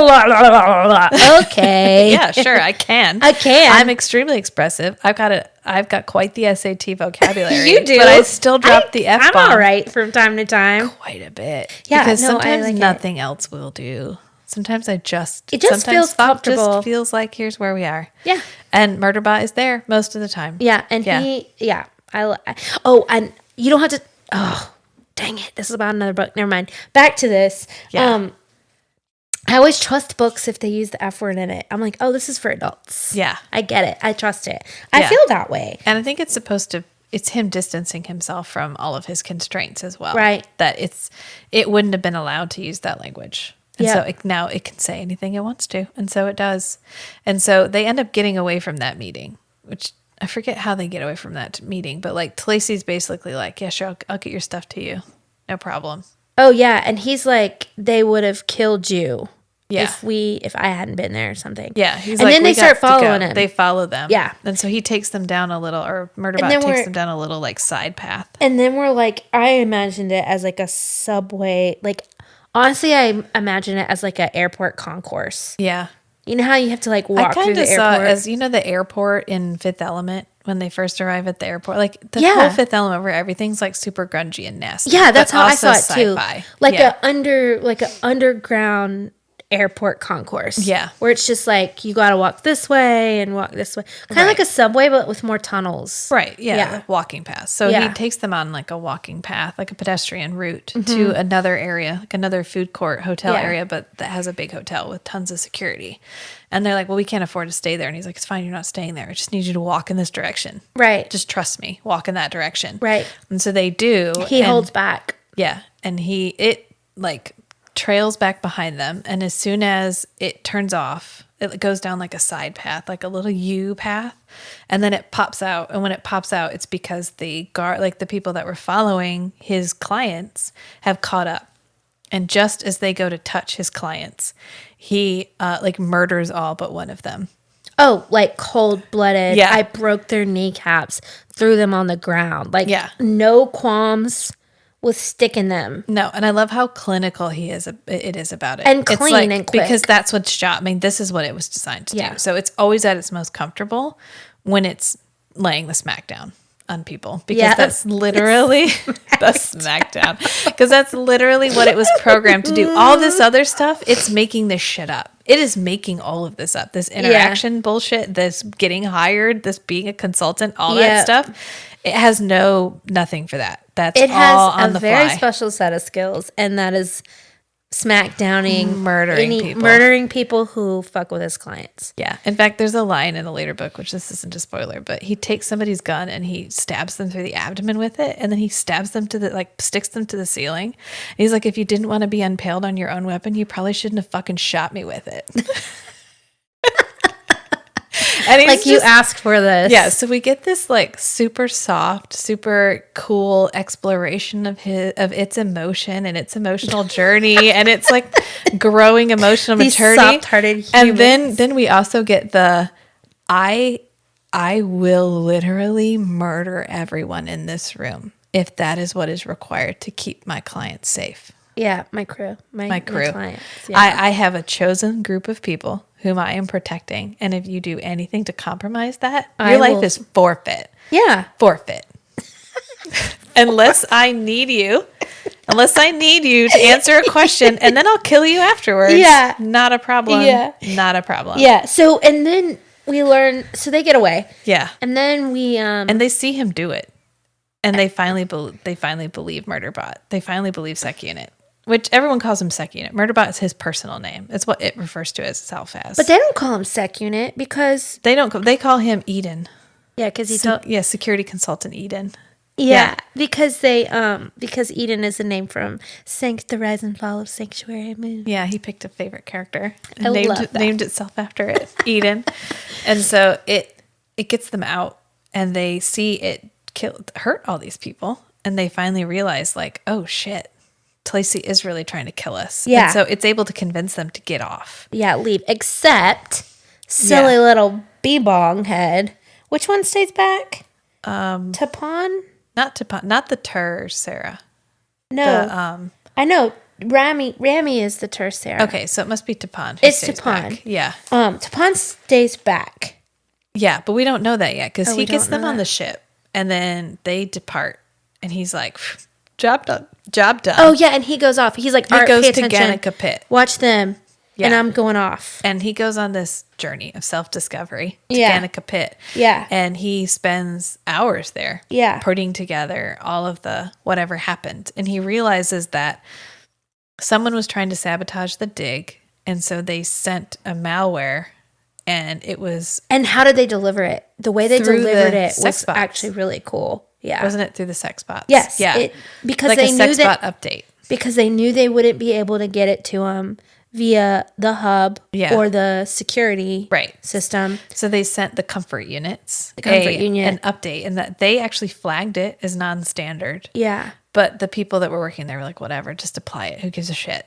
And then that popped over to the sec units, and then the sec units went ballistic. And killed everybody. And themselves. Yeah. And the sec units, while they were trying to murder everybody, the comfort units, the sex bots, tried to save people. Yeah. And he put all that together. Yeah. And Murderbot kind of realizes that maybe he's been a little bit hard on the comfort units. On the comfort units, because they had no training. They had no modules. They have no inbuilt weaponry. Did exactly what he did. And they have a good, they're benevolent beings as well. Yeah, he always struggles at seeing other sec units and other units, like other constructs like himself, as like itself, as sentient as itself.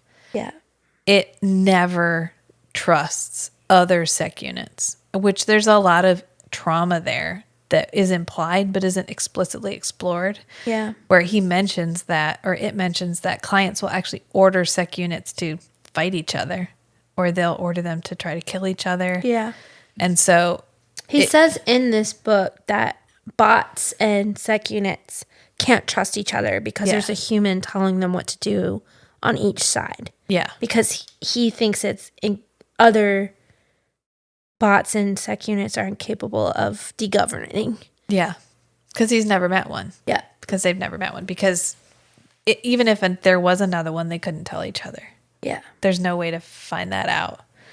And so he goes back. Without some extreme raw emotional vulnerability. Yeah, which it's not there. No. It's not there. So it gets back, and Art is immediately like, we have a problem. Because it was out of like cell phone coverage. It didn't have, it couldn't get any signals. There were no towers out there. Yeah, it was well past, because they're in like a asteroid, or they're in like a planetoid.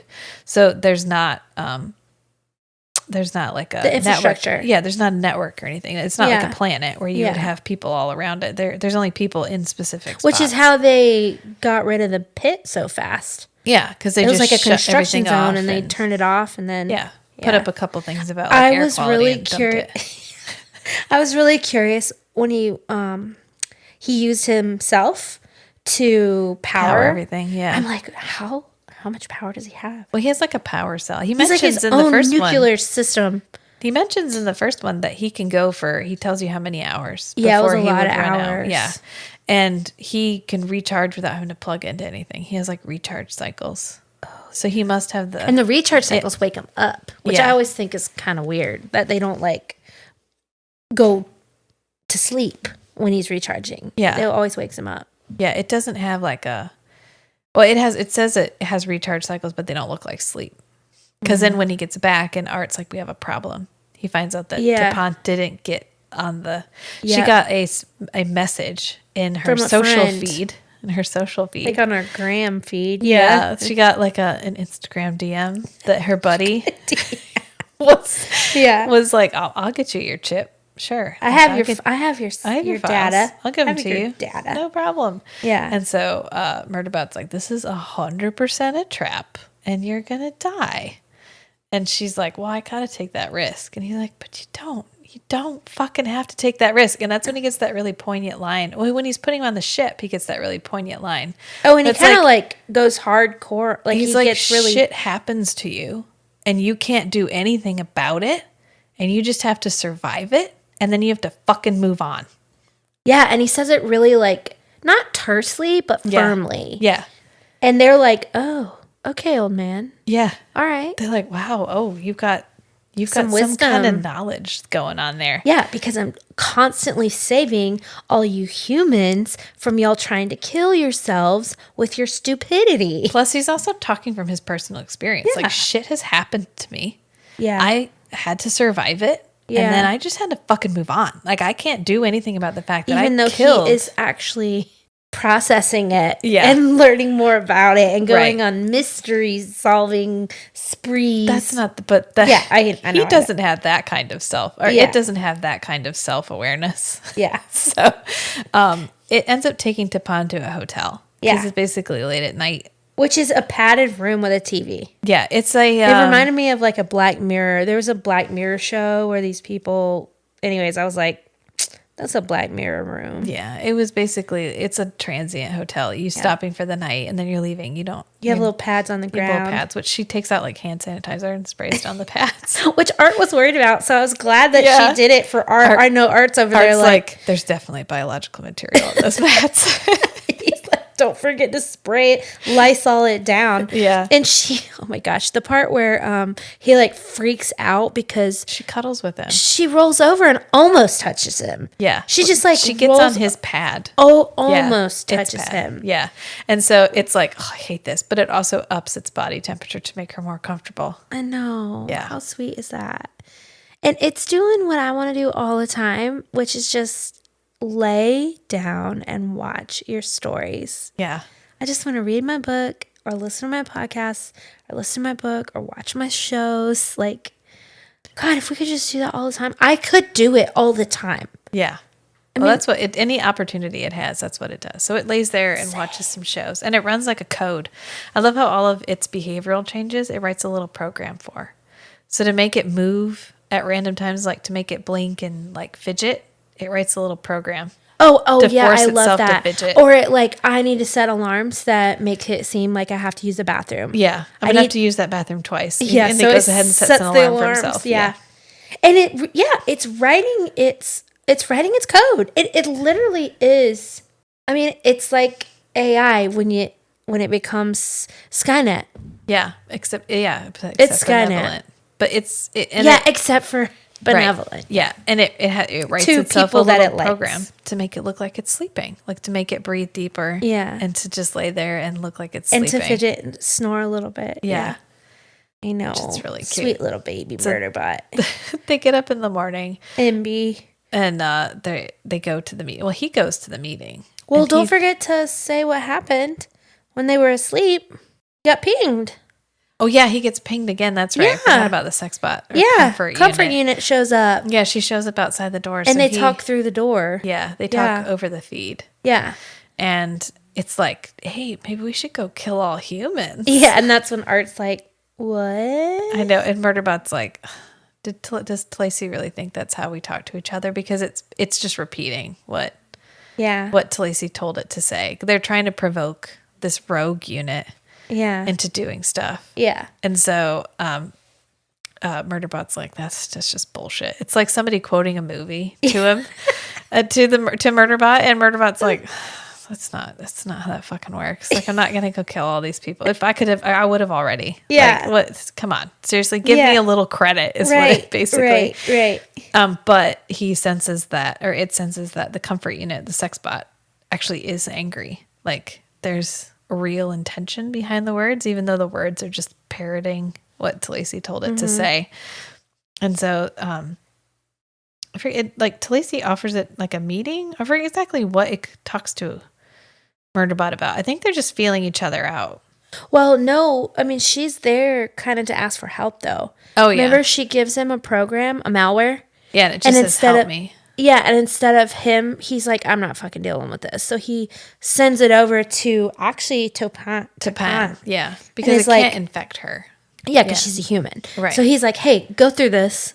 Can you look through this for me? And then once what's-her-face is gone, she's like, please help me. So, like, I think that she is like, oh, I want that.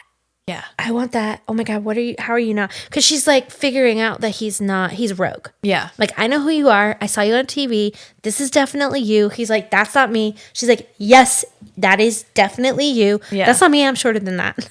I'm 2 centimeters. Do you see this? I have arm hair. I have body hair. I have arm hair. Even my head hair is a centimeter longer. Yeah, I am 5'9", or I'm. We never talk about how tall he is. It's implied he's quite tall. Yeah, I assume he's like 6'2", and now he's like 6'1.5". Yeah. Or 6 feet tall. Right. But it's because they are all the exact same physical specifications. Right. And now you can't just scan for him with a program. Can't scan for Murderbot with a program because it won't show up anymore because his specifications are different. Yeah, so then we learn that so then the next day he's like, he's like, you're not going to the meeting, I'm going to the meeting. It's not safe, it's probably a trap. Yeah. So he's like, you need to go on the ship. Go home. I don't forget how he convinces her to leave, because he does. Yeah. I think that's when he tells her, like, stuff happens to you. Because she asks him about his augments. Yeah. Because she says, you have way more augments than anybody would choose voluntarily. Did something happen? Did something happen to you? And he's like, yep. Got blown up.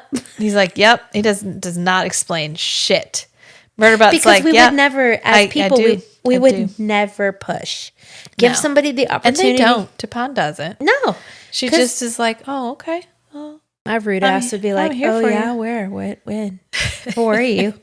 Because she's realized he's like mostly, like, basically he got blood. That it would be like RoboCop. Yeah.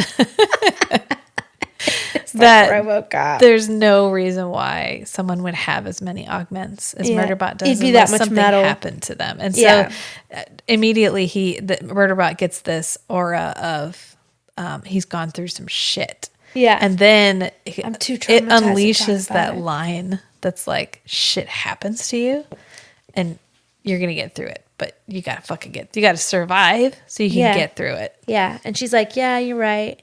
And so he's like, I'll get your files. I'll when I get back up to the satellite or the orbiting space station, whatever, I'll send you a message. We'll hook up. I'll get it to you, whatever. And she's like, cool, great, thanks. She's like, I guess you're right. Yeah. So she goes off to board a ship and he goes off to get the chip.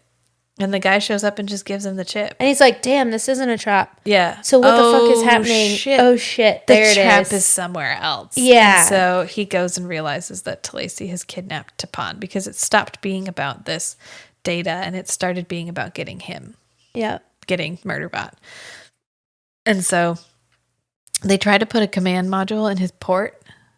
Yeah, that's the best part. That's the twist. Yeah. The tiny twist. Yeah. Is they do put it in there. Yeah. And we learn in that moment that, oh shit, when they were in the med thing, that it's been deactivated. Yeah.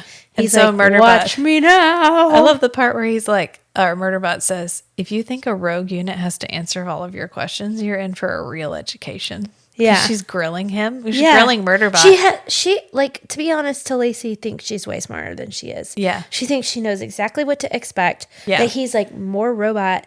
Rude Awakening, false. Yeah. He's actually way more like person. Yeah. Than you think. Yeah. So Sec Unit, Murderbot, basically is like, this was a mistake because you should have just let her go. Like what was the fucking point of all of this? Yeah. Like, was there stuff really worth that much? And he realizes that she's actually after him now. Yeah. It's not even about her. It's not even about the dad anymore. Now she wants to know about this guy. Yeah. She wants to know about Murderbot. So they take Tappan to the back room.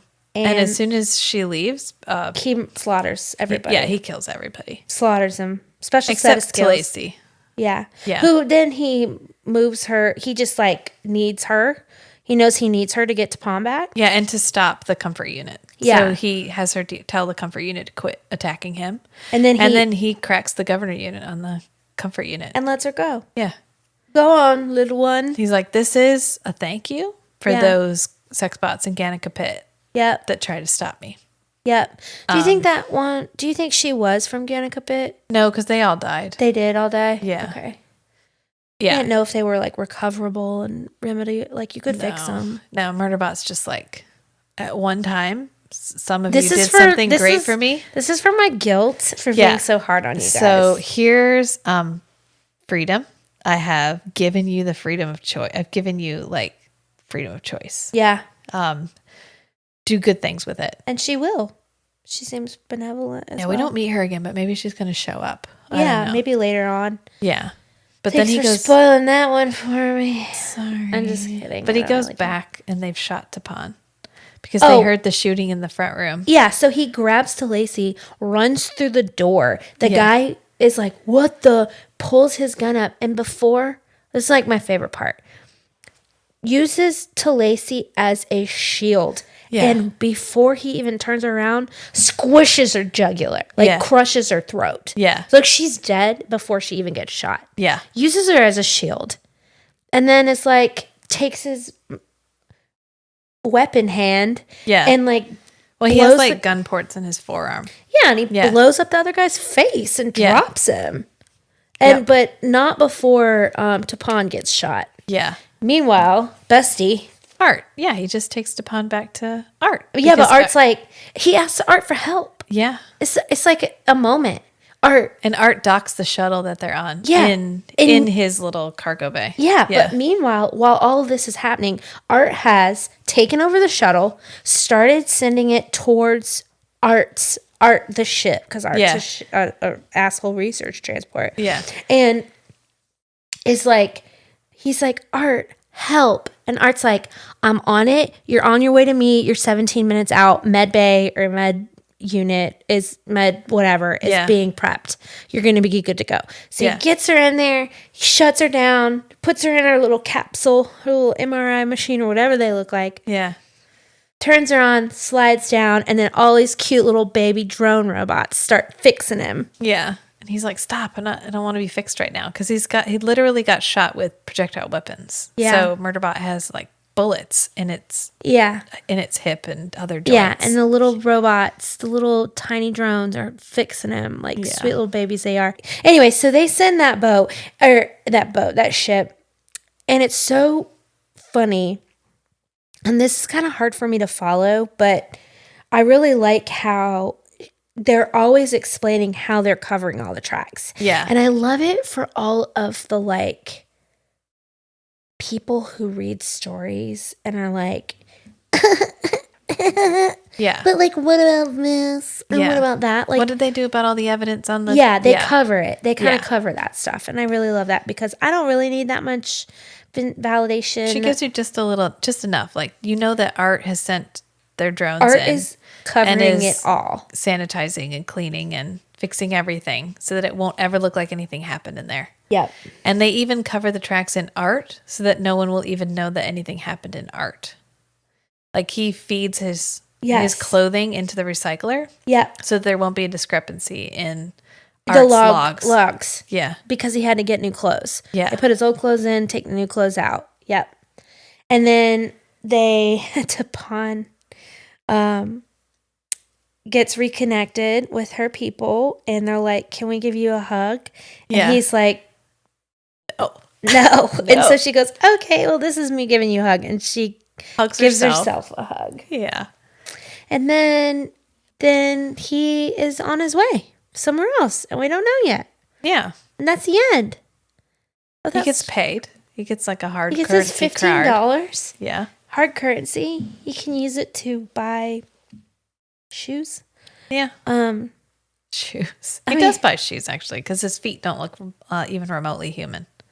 Which he mentions several times. Really? Not in these two books, but eventually he's like, his feet are the only part of him that like no augmented human would even have those feet.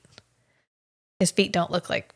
Do they look like metal? I don't know, but he'll put boots on. They look like it's a Terminator hand. I love how much he likes his pockets. Yeah, because he didn't have pockets on his. I did notice that when he described his uniform without pockets. I was like, what the fuck? Everybody needs pockets. Yeah. Pockets are a power tool. And now it always gets stuff with a bunch of pockets, and it's always carrying a bag, like a rucksack full of stuff. Nice. Yeah. I love that. I really liked these stories. I really was really I dig this. It's different. It's very different than anything I've read in a long time. Yeah, it's a good, if you've read a lot of like smutty, spicy stuff. Fantasy. The sci-fi is, but I also love that it's written by a woman, and I can tell. I love that it's fantasy, but it feels very real world. It doesn't feel, not fantasy, sci-fi, but it feels very real world. It feels grounded. It's grounded, yeah. It's emotional. there is a intellectual and emotional element that keeps you connected to it, where you're not just like completely put out. Yeah. Right? It's just like... Sometimes we can get too far out, too sterile, too like so unrelatable. Yeah. Yeah. That you can't... I mean, it's just easy to connect to the story. It is. Yeah. Because the people feel very much like just regular people in space. They don't feel like some elevated version of humanity. No. They feel like they are making dumbass decisions and they don't know what's going on. Yeah. Except for Dr. Menza, our smart lady. We do like Dr. Mensa. Yeah. So who did you cast? Oh, so I only did... You only had to do 2. I know, but I did the top 2. I did Mensa. And Murderbot. who'd you do? Well, I figured Mensa, I like Viola Davis from Mensa. Oh, yeah. Just that, like, she'd be the perfect embodiment of that strength and just, like, I could see her pulling off all of the... Mensa is inwardly freaking the fuck out, but outwardly holding it together. Yeah. Which she always... Then she'll joke with Murderbot about it. Yeah. And he realizes how upset she really is, and so he'll joke back with her. And they have like a joke signifier in the feed, which I guess is just like a little JK. Like, yeah. Like, haha, that was a joke. Which he only uses with her, which I love. Yeah. Because that's the only person Murderbot feels comfortable being that like vulnerable with. Mm-hmm. And then for Murderbot, I really think Timothée Chalamet would be a good Murderbot. You think? Well, I like the idea of him as that because he has a very good, I think he could be androgynous extremely. He can be androgynous. Because you'd have to have you couldn't have a hyper masculine looking character for Murderbot. It wouldn't work.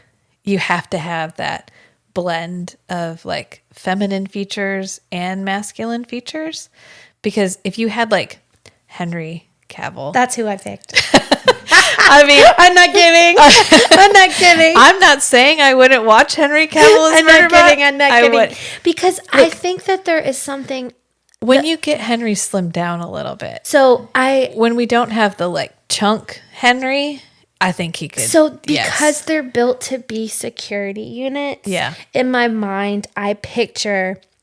But what I think would be a really cool duality in a show would be this masculine, like seemingly strong body, but you could play the character androgynously. Yes, yeah. And that juxtaposition. And Henry could pull that off. Could be really cool. Yeah, he's a good enough actor. I think he could do that. Or somebody. So because part of me was like, oh, Tilda Swinton. Or the girl the non-binary actor that just played on Game of Thrones. Somebody that is non-binary. Yeah. Right? But then I was like, but then Henry Cavill, I can also imagine how if you could pull off the energy and the aura of someone who did not connect. Yeah. But still had a body that was built to be strong, because it is. Yeah. Then potentially.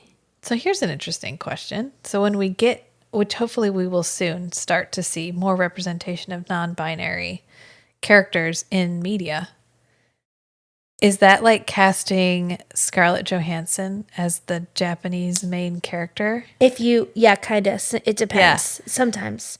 It just depends on what it is. But I think I think if you're doing justice to the character, like if you... But this...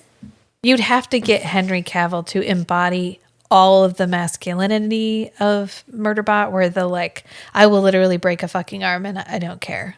That's the least hard thing I've had to do today. Yeah. And I cannot look anyone in the eye. I will die if I have to look someone in the eye, because it is so wildly uncomfortable. Yeah. If you could get both of those, like the vulnerability and the strength out of an actor, I think it would work. Yeah, and I think it's different in a sci-fi or a fantasy novel because it isn't real. Yeah. Well, we end up in the Star Trek paradigm, which that was Gene Roddenberry's whole purpose for Star Trek is you can take all of these social issues, you can encapsulate them wholesale, and you can drop them in the future, and you can talk about all of this stuff on TV that you can't talk about in a modern day drama. But it's okay, guys. It's happening in space. It's not black people. It's Klingons. It's Worf. It's Klingons. It's not, whatever. It's not.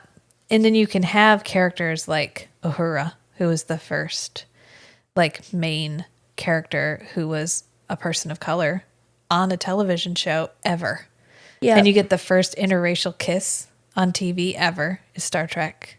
And so it really works. That's why sci-fi really works, is you can really take a lot of these social issues and you can drop them into a safe space and you can explore them kind of in a sandbox. Right. And so that's why I love all of what she did with this world, because it feels very much like a sandbox for, like, what if we came to a place where all of this was just rote, non-binary characters, a gender that only exists on this one planet. Yep. Whatever. Nobody cares. Everybody respects it. It's perfectly fine. So there is I have talked about the show before and you've never watched it, but I really think it would be an interesting watch for you. And it's on HBO Max. You're welcome to my password if you don't have it. But it is Raised by Wolves, and there are 2 robots on it that kind of go through similar things as Murderbot. And one of the males is very androgynous looking, and he's also a large-bodied person. I mean, he's a male, being played by a male. But I think because of the way this character is described, these sec units, regardless of how he identifies himself, are made to be large, strong beings. Yeah. They do not have breasts. They do not have signifiers. Well, we don't actually get a description of anybody. Murderbot. Anybody, really. I mean, he'll do, like, skin tone and hair. Yeah. Sometimes. It will do skin tone and hair sometimes. But for the most part, it doesn't really describe. It never describes itself. Yeah. So you could play around with that too then. Yeah. Yeah, maybe have a strong, Who else did you cast? Oh, David Tennant as Art. Oh, yes. The voice of Art. Yeah. Abso-fucking-lutely. Yeah. I would watch the shit out of that. Yeah. Yeah. With his accent. Yeah. Any accent. Yeah. It doesn't really matter. David Tennant as just Art. David Tennant. Yeah. Period. Yeah. Oh, yeah. Because I really want Art to be somebody, like, super famous. Yeah, well, you got to be able to do the voice acting. And Art is a big character. Yeah. So I think Tennant would do really well. Huge character. Yeah. Yes. Oh, my gosh. Yeah, that would be perfect. Hate to pick 2 white dudes, but yeah. They're straight white men. I did do Gwathrin, too. Who'd you do for Gwathrin? Well, do you remember Heroes? Yeah. Yeah. Remember Mahinder Suresh, the guy who played the lake? He's in the first. Yeah, he's super hot. Yeah. Yeah, him. Why is he not in more? I don't know. His actual name, not Mahinder Suresh, is Senthil Ramamurthy. But for some reason in my mind, Gwathrin is Indian. Yeah. And so I feel like. So is a couple of the characters in my mind. Yeah. Yeah. But I just feel like he would do such a good job. So what are you looking for? What are you hoping for in the next 2 books? So 2 novellas. I really want, I was really hoping that we would start to get some revisits and the universe would expand a little bit more. Of course, I want the stakes to raise. I don't want it to be a Monster of the Week for too long. Right. Even though I do like Monster of the Week stories. I want the stakes to be bigger. And I want to see Dr. Menz again. I really want to explore the dynamic and the different versions of love and how a non-sexual love can come about between these 2 people. Of course, she's like, I think there is a romantic love that isn't necessarily like when we think romantic love, we assume it means that there's like a physical intimacy. Yeah. But I disagree with that. And I think there are versions of romantic love. This is a complaint I have a lot about a lot of modern television and media is we've sort of dispensed completely with the idea of a non-intimate romantic relationship. where you can have a best friend. Like, you know, you don't see a ton of anymore, like best dude. Well, you'll see like dude, bro, buddy, whatever. Yeah. But you don't get the like, this is my girl. This is my best friend. And I would die for her, whether you are a male or a female character. But the like, I absolutely love you. And then the like long-term friendship that isn't going to lead to a sexual relationship. Yeah. We're not all waiting for them to just finally admit they like each other and get Yeah. together. But just like, which I read a really interesting article about Will and Grace. And they were talking about how Will and Grace was revolutionary in that because of the way the characters are set up, it completely removed the possibility of them ever getting together. Yeah. So they really got to have these two characters, this male and female character, that were best friends. Yeah. And that spent their entire time as best friends and were never going to be more than best friends. Yeah. And they could be like ride or die for each other, but they were never going to get together physically. Yeah. And so I always love it when we explore that because it's easy to add the, I mean, not easy, but when you get the like spice or the implied spice or the like Bones where they were best friends, but you always knew eventually they were going to get together. They were going to get married. Yeah. Yeah. They're going to have a baby together. I mean, that's okay. That's Yeah. fine for a little while, but yeah. Yeah, Well, and as a human that has had really deep and strong friendships with the opposite sex, like, yeah, you don't see that a lot. No. And I think a conversation that is happening is like the friend zone thing where there's no such thing as the friend zone. no, that's like, that's some incel bullshit. yeah, and that like friend-zoned. you don't that like you're always just back burner or waiting Yeah. to be put Like every relationship has to lead somewhere physical or it needs to peter out. Like yeah, that's and it. that's just not true. And Right. I have some really good buddies, and I said for a really long time, like I actually struggled with the friend zone argument because I had buddies that I would say they were in the friend zone, and I didn't mean it in that like, what I meant was there was this comfort and boundary that it would never exist. It never needed to be anything different. Right. And they would have said the exact same thing. And it was, like that's what, it's like, do I have to describe them as brothers? They're not my brothers. Yeah. They're my buddy. They're like your my friends. Your friends. Yeah. And it's a genuine, they still reach out. How are you? They're Yeah. the first people to like all my posts. If I wanted to genuinely care about their lives, but there was never any kind of romantic anything. Yeah. And, you got to be careful about people who say that can't exist. Well, maybe to you. Right. So do you not value women as a person? Yeah. That you can't just be friends. Or for me, I have to be careful to not think of men as, I don't know, I have to be like, oh, men are people too. But I think Murderbot set up very much like Will and Grace. Yeah. Where we have removed completely the idea of romantic intimacy, like physical intimacy. Yeah. Murderbot is completely uninterested, has given up the opportunity to even have the option. Asexual. Yeah, is asexual. And has no interest. Yeah. Yeah. Which is, I mean, and happy to be so. And feels no pressure from anyone to be any different. The only reason Art asked is because he was trying to help him pass.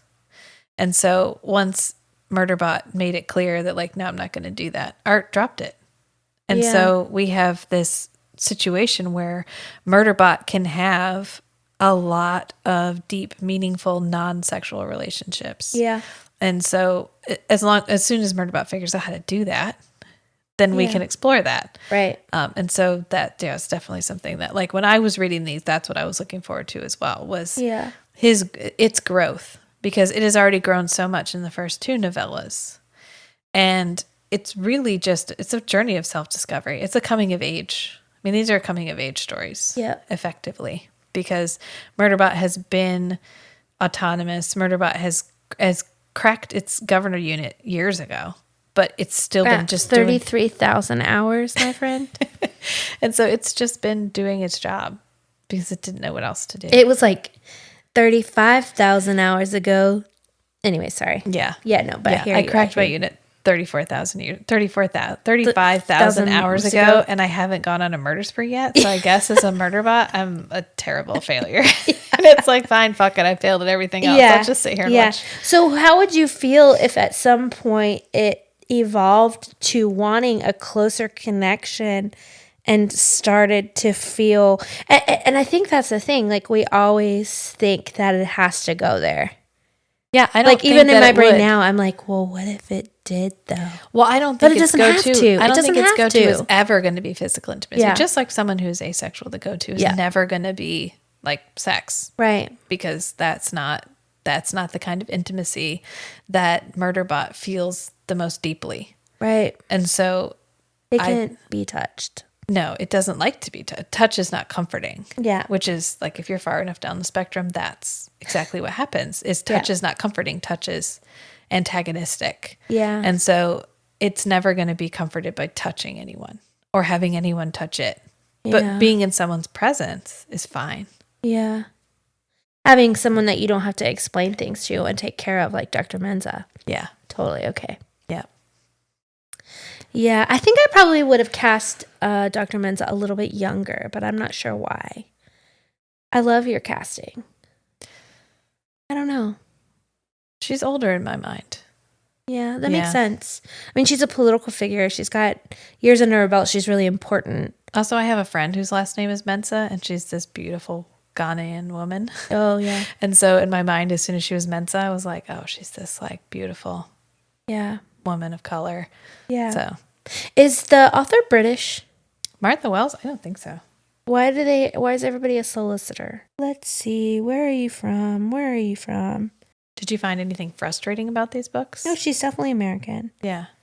There was a disconnect in me listening to them. I couldn't. So just incomprehension. Yeah. Yeah.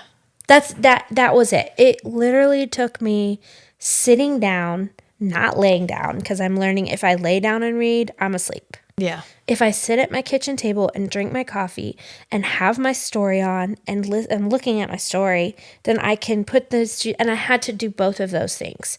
And I think I probably listened to them like 4 or 5 times. They're that, I mean, yes. Like I kept probably missing read through things. them. I couldn't. Yeah. There were like entire parts where I missed. The novel is very much like that. So when we get to the novel. Well, now that I've figured out how I have to absorb it and like get the reading comprehension piece of it, I know how to do it. But what this is, it's all encompassing. I can't do anything else while I'm doing this. Well, with my audibles, I like to do things while I'm listening. Well, a lot of those especially the high fantasy we've been reading lately, there's definitely parts where you could tune out and come back and you're fine. Yeah. So I think it's just a switch. It's just learning to it. I don't really have any major complaints? No. Yeah. They're very complete and compact and dense. And they don't have to be anything more than what they are. What they are. Yeah. And I really enjoy it. I understand when I finish them. I'm like, oh, I understand why this won all these awards. Yeah. This makes sense. This feels novel to me. It feels like something I haven't read before. I can tell that a woman wrote them. Yeah. Just in the like nuance of the emotional connection and the way that I just find typically, and I could be, prove me wrong. Yeah. That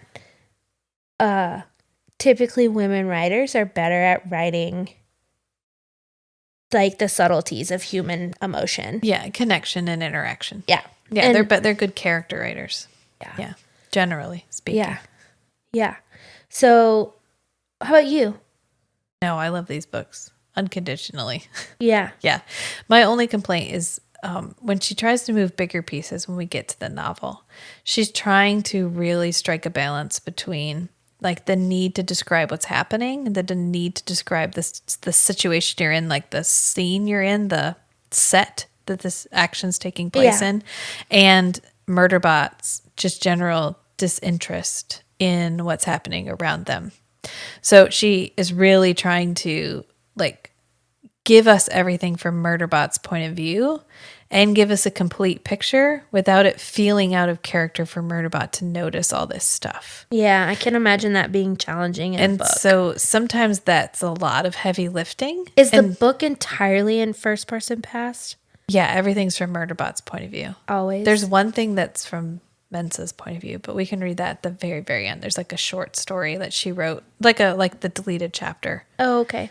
It's extremely short, and I have it. You can just borrow it from me because I think I had to pay for it, or you can find it sometimes. But everything else is always from Murderbot's point of view.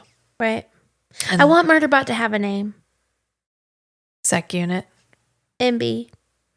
Murderbot. Well, Murderbot, of course, is its private name. Everybody else calls it Sec unit. I want to call it something different because I don't want it to, it's not a Murderbot. It's a savior bot. And it gives itself names sometimes, but they're not its name. Its names are shamey and guilty, and I want to have something healthier. So I'm going to call it MB or Eden. MB. Eventually. Yeah. Oh, it's not Rin yet. It names itself Consultant Rin eventually. In another story. Yeah. When it's trying to hide who he is. Yeah. It is. Yeah. Yeah. No, they only call it. And eventually it has to get a feed tag. You know how everybody has a feed tag. And it agonizes over this feed tag because it's like your name. Is a feed tag like a your name and gender? Yeah, it's like your name and gender. Oh, it's like an ID. It doesn't have to have a gender in this universe, though, does it? I mean, you could say like I think his says not specified. Or not applicable. That's what he puts. Not applicable. That's smart. Next time we're gonna do the next two novellas. Yeah, next Monday. And that's I don't have my phone, but I have my Kindle. Which it gives me ads based on my reading preferences. Duck Stranger. They're always hysterical. What else does it offer you? Kinds of different So stuff. wait, tell me about the 3 books that you read on your 2-day vacation. Listen, 2 days. Tell us the 3 books you read. I read Wing and Serpent Night. Yeah. Serpent and Wing Night. And the serpent and the wings of night. You messed me up. Oh, it makes sense if you think about the story. Yeah, because she's the serpent. Yeah, and he's the wings of night. Oh, I knew that the first moment when we saw him with his red black hair and his purple jacket, I was like, "Ooh, that's our man." Let me tell you, I'm only like 3 chapters into it, but because they're using the F word a lot, I'm like, is this gonna have some spice in it? A little bit. Like PG-13 spice? Yeah, PG-13. I mean, we get a little, we get like an R moment. Exit strategy and fugitive telemetry. That's the next 2. Exit strategy? Didn't you read something like Psalm of Night? Oh, no, I'm telling you, you asked me what the next 2 books. The next 2 novellas sure. Murderbot. It's just my Kindle's slow because it's old. Exit strategy and fugitive telemetry. Okay, those are our next 2 books for next week. And I read The Serpent and the Wings of Night, which is excellent. And I'm reading that right now, and I literally cannot wait to get home and read it. I couldn't figure it out. She did a really good job. If I can't figure out your ending by a third of the way in. You couldn't figure it out? No. Don't tell me anything because I'm so into it that I'm having like ADHD I'm hyper focused on it. Yeah. And like I want to skip work to read it. It's really good. I switched my agent duty around. You mentioned that. So I could read everything today. Yeah. I also read The Never King, which I think we should cover just because it was a reverse harem, but also a interesting exploration of age of the heroine. How old was she? 18. Fuck that. Versus the types of sex portrayed.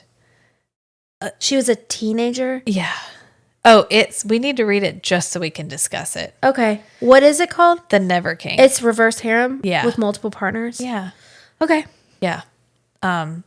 Yes, it's rife for discussion. It's on Kindle Unlimited. Oh, sweet. And then I read Psalm of the Wild Built, which Psalm of the Wild Built, ironically, the main character is non-binary. Oh, cool. Which it works really well in the story.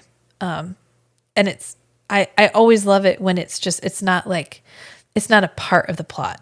It's just who the character is. Just like a main character is a woman or a main character is a man. It doesn't drive the story forward. It just is it's just their gender. Right. And so this particular main character didn't have a gender. Sure. And it worked for the whole story. Everything was really great in it. And it reminded me a little bit of like a modern day Siddhartha. Did you ever read Siddhartha? We had to. Yeah. Yeah. But it's more of a, like an exploration of purpose and religion but it was really, really good. Okay. And the whole storyline was really good. And I kind of want to read all the rest of the stuff that this woman has written because it was so good. Oh, okay. And the main character is sibling Dex, and they are a acolyte or like a monk of the god of small comforts. Oh. So one of their other monks wrote like a treatise on beds and the importance of having a comfortable bed. It is the most important thing in the world. And I was like, I don't have a religion, but I would fully support following the god of small comforts. It was like the main character, sibling Dex, is a tea monk, and they travel around, and literally what their outreach, their like missionary is they have like a like an RV, and they will pull up to a spot. I was going to say a mobile kiosk. And they'll roll out like a carpet with a bunch of plush cushions and like a little table and a boiling kettle. And people will just come and tell them their problems, and they'll make them a special tea blend and send them on their way. And they'll just sit and have a hot cup of tea together. Wow. That sounds like a moon of sanctuary. It was a good break after Serpent and the Wings of Night, which is intense. Okay. I'm so happy to go home and read. And then The Never King, which was intense in a different way. Sure. In a like, what am I reading? Yeah. And then I was like, I need something with no sex in it. So I read that and I was like, oh, this is great.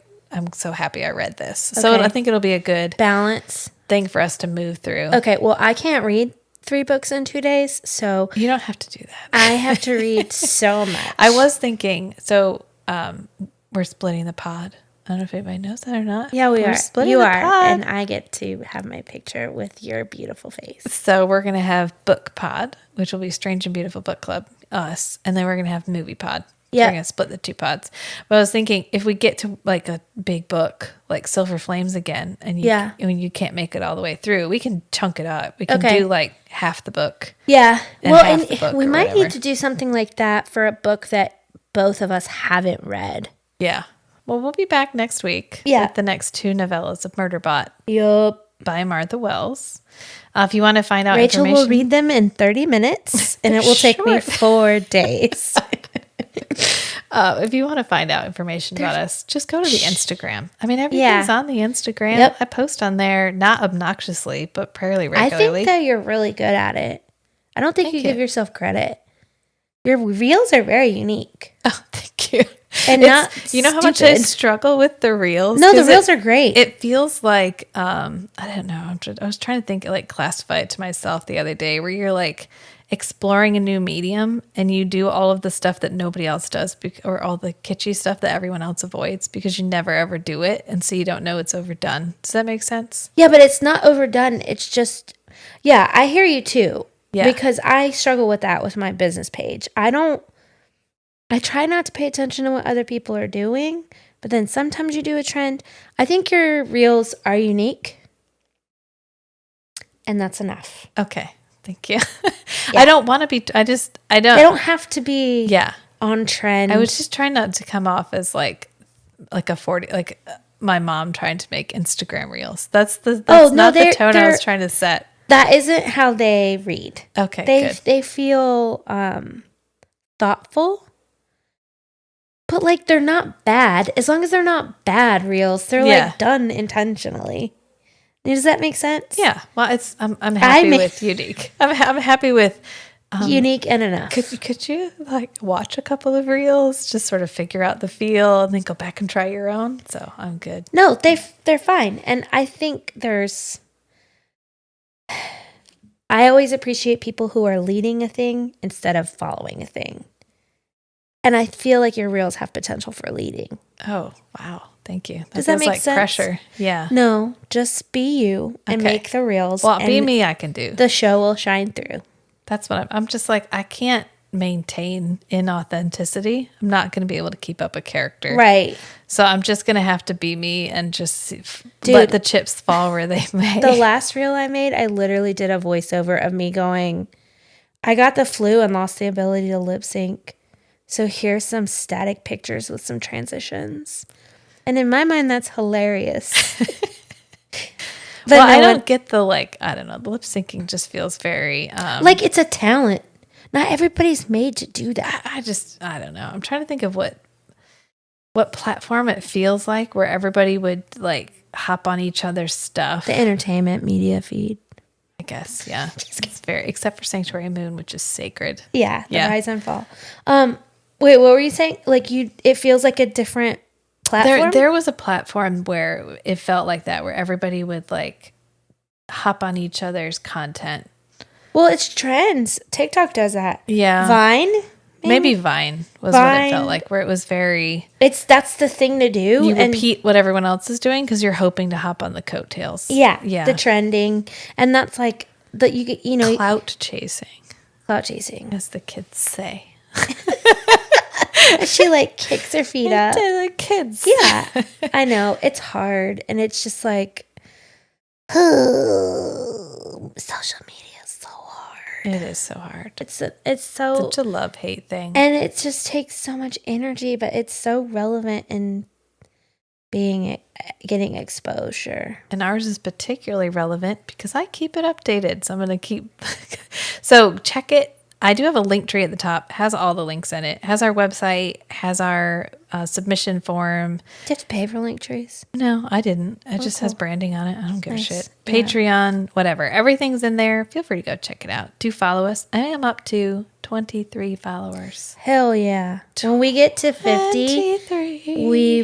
When you get to 50, we will eat a cupcake. I will. I'll eat a cupcake and I might film myself doing it. Can I hold the camera? We'll see. Okay. That's the part that I know is going to be the hardest for me is to, like, people put themselves on. Which you don't have to. I know, but it's... Yeah, I know. And that feels hard. Yeah. And that's also generational. Like, yes. It's I remember when we first started seeing selfies and I would be like, there was a time period where it was not socially acceptable to take a picture of yourself in public. Yeah. Yes. Like, it was cringy to watch someone take a picture of themselves. And now it is just a regular, normal thing. And maybe that's okay. Yeah. Because who's going to hate on someone loving themselves? No. No one. But it doesn't mean that it's not hard. Yeah. Yeah. It's a little sex body for me. Don't look at me. Oh, yeah, yeah. Yeah. Comfort bot. Yeah. Well, I'm glad we're reading these. I'm excited. How much time is that? It's fine, but don't look at it because a lot of it I'm just going to take How much time is it, though? 3 hours. Holy shit, that's our longest one. No, it's not. I think one of our first ones was 3 hours and 20 minutes long. Oh, okay. Yeah, so it's good. Okay. All right. Well, good night. Good night, friends. Bye. Bye. We hope you keep listening. Listen to us.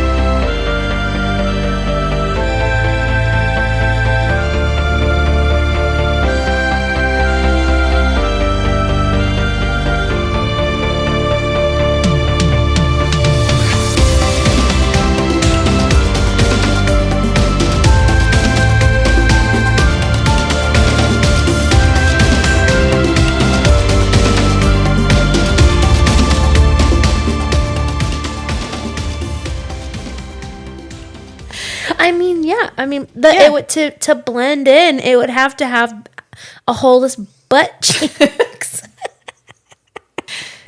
Yes, unless that's a data port.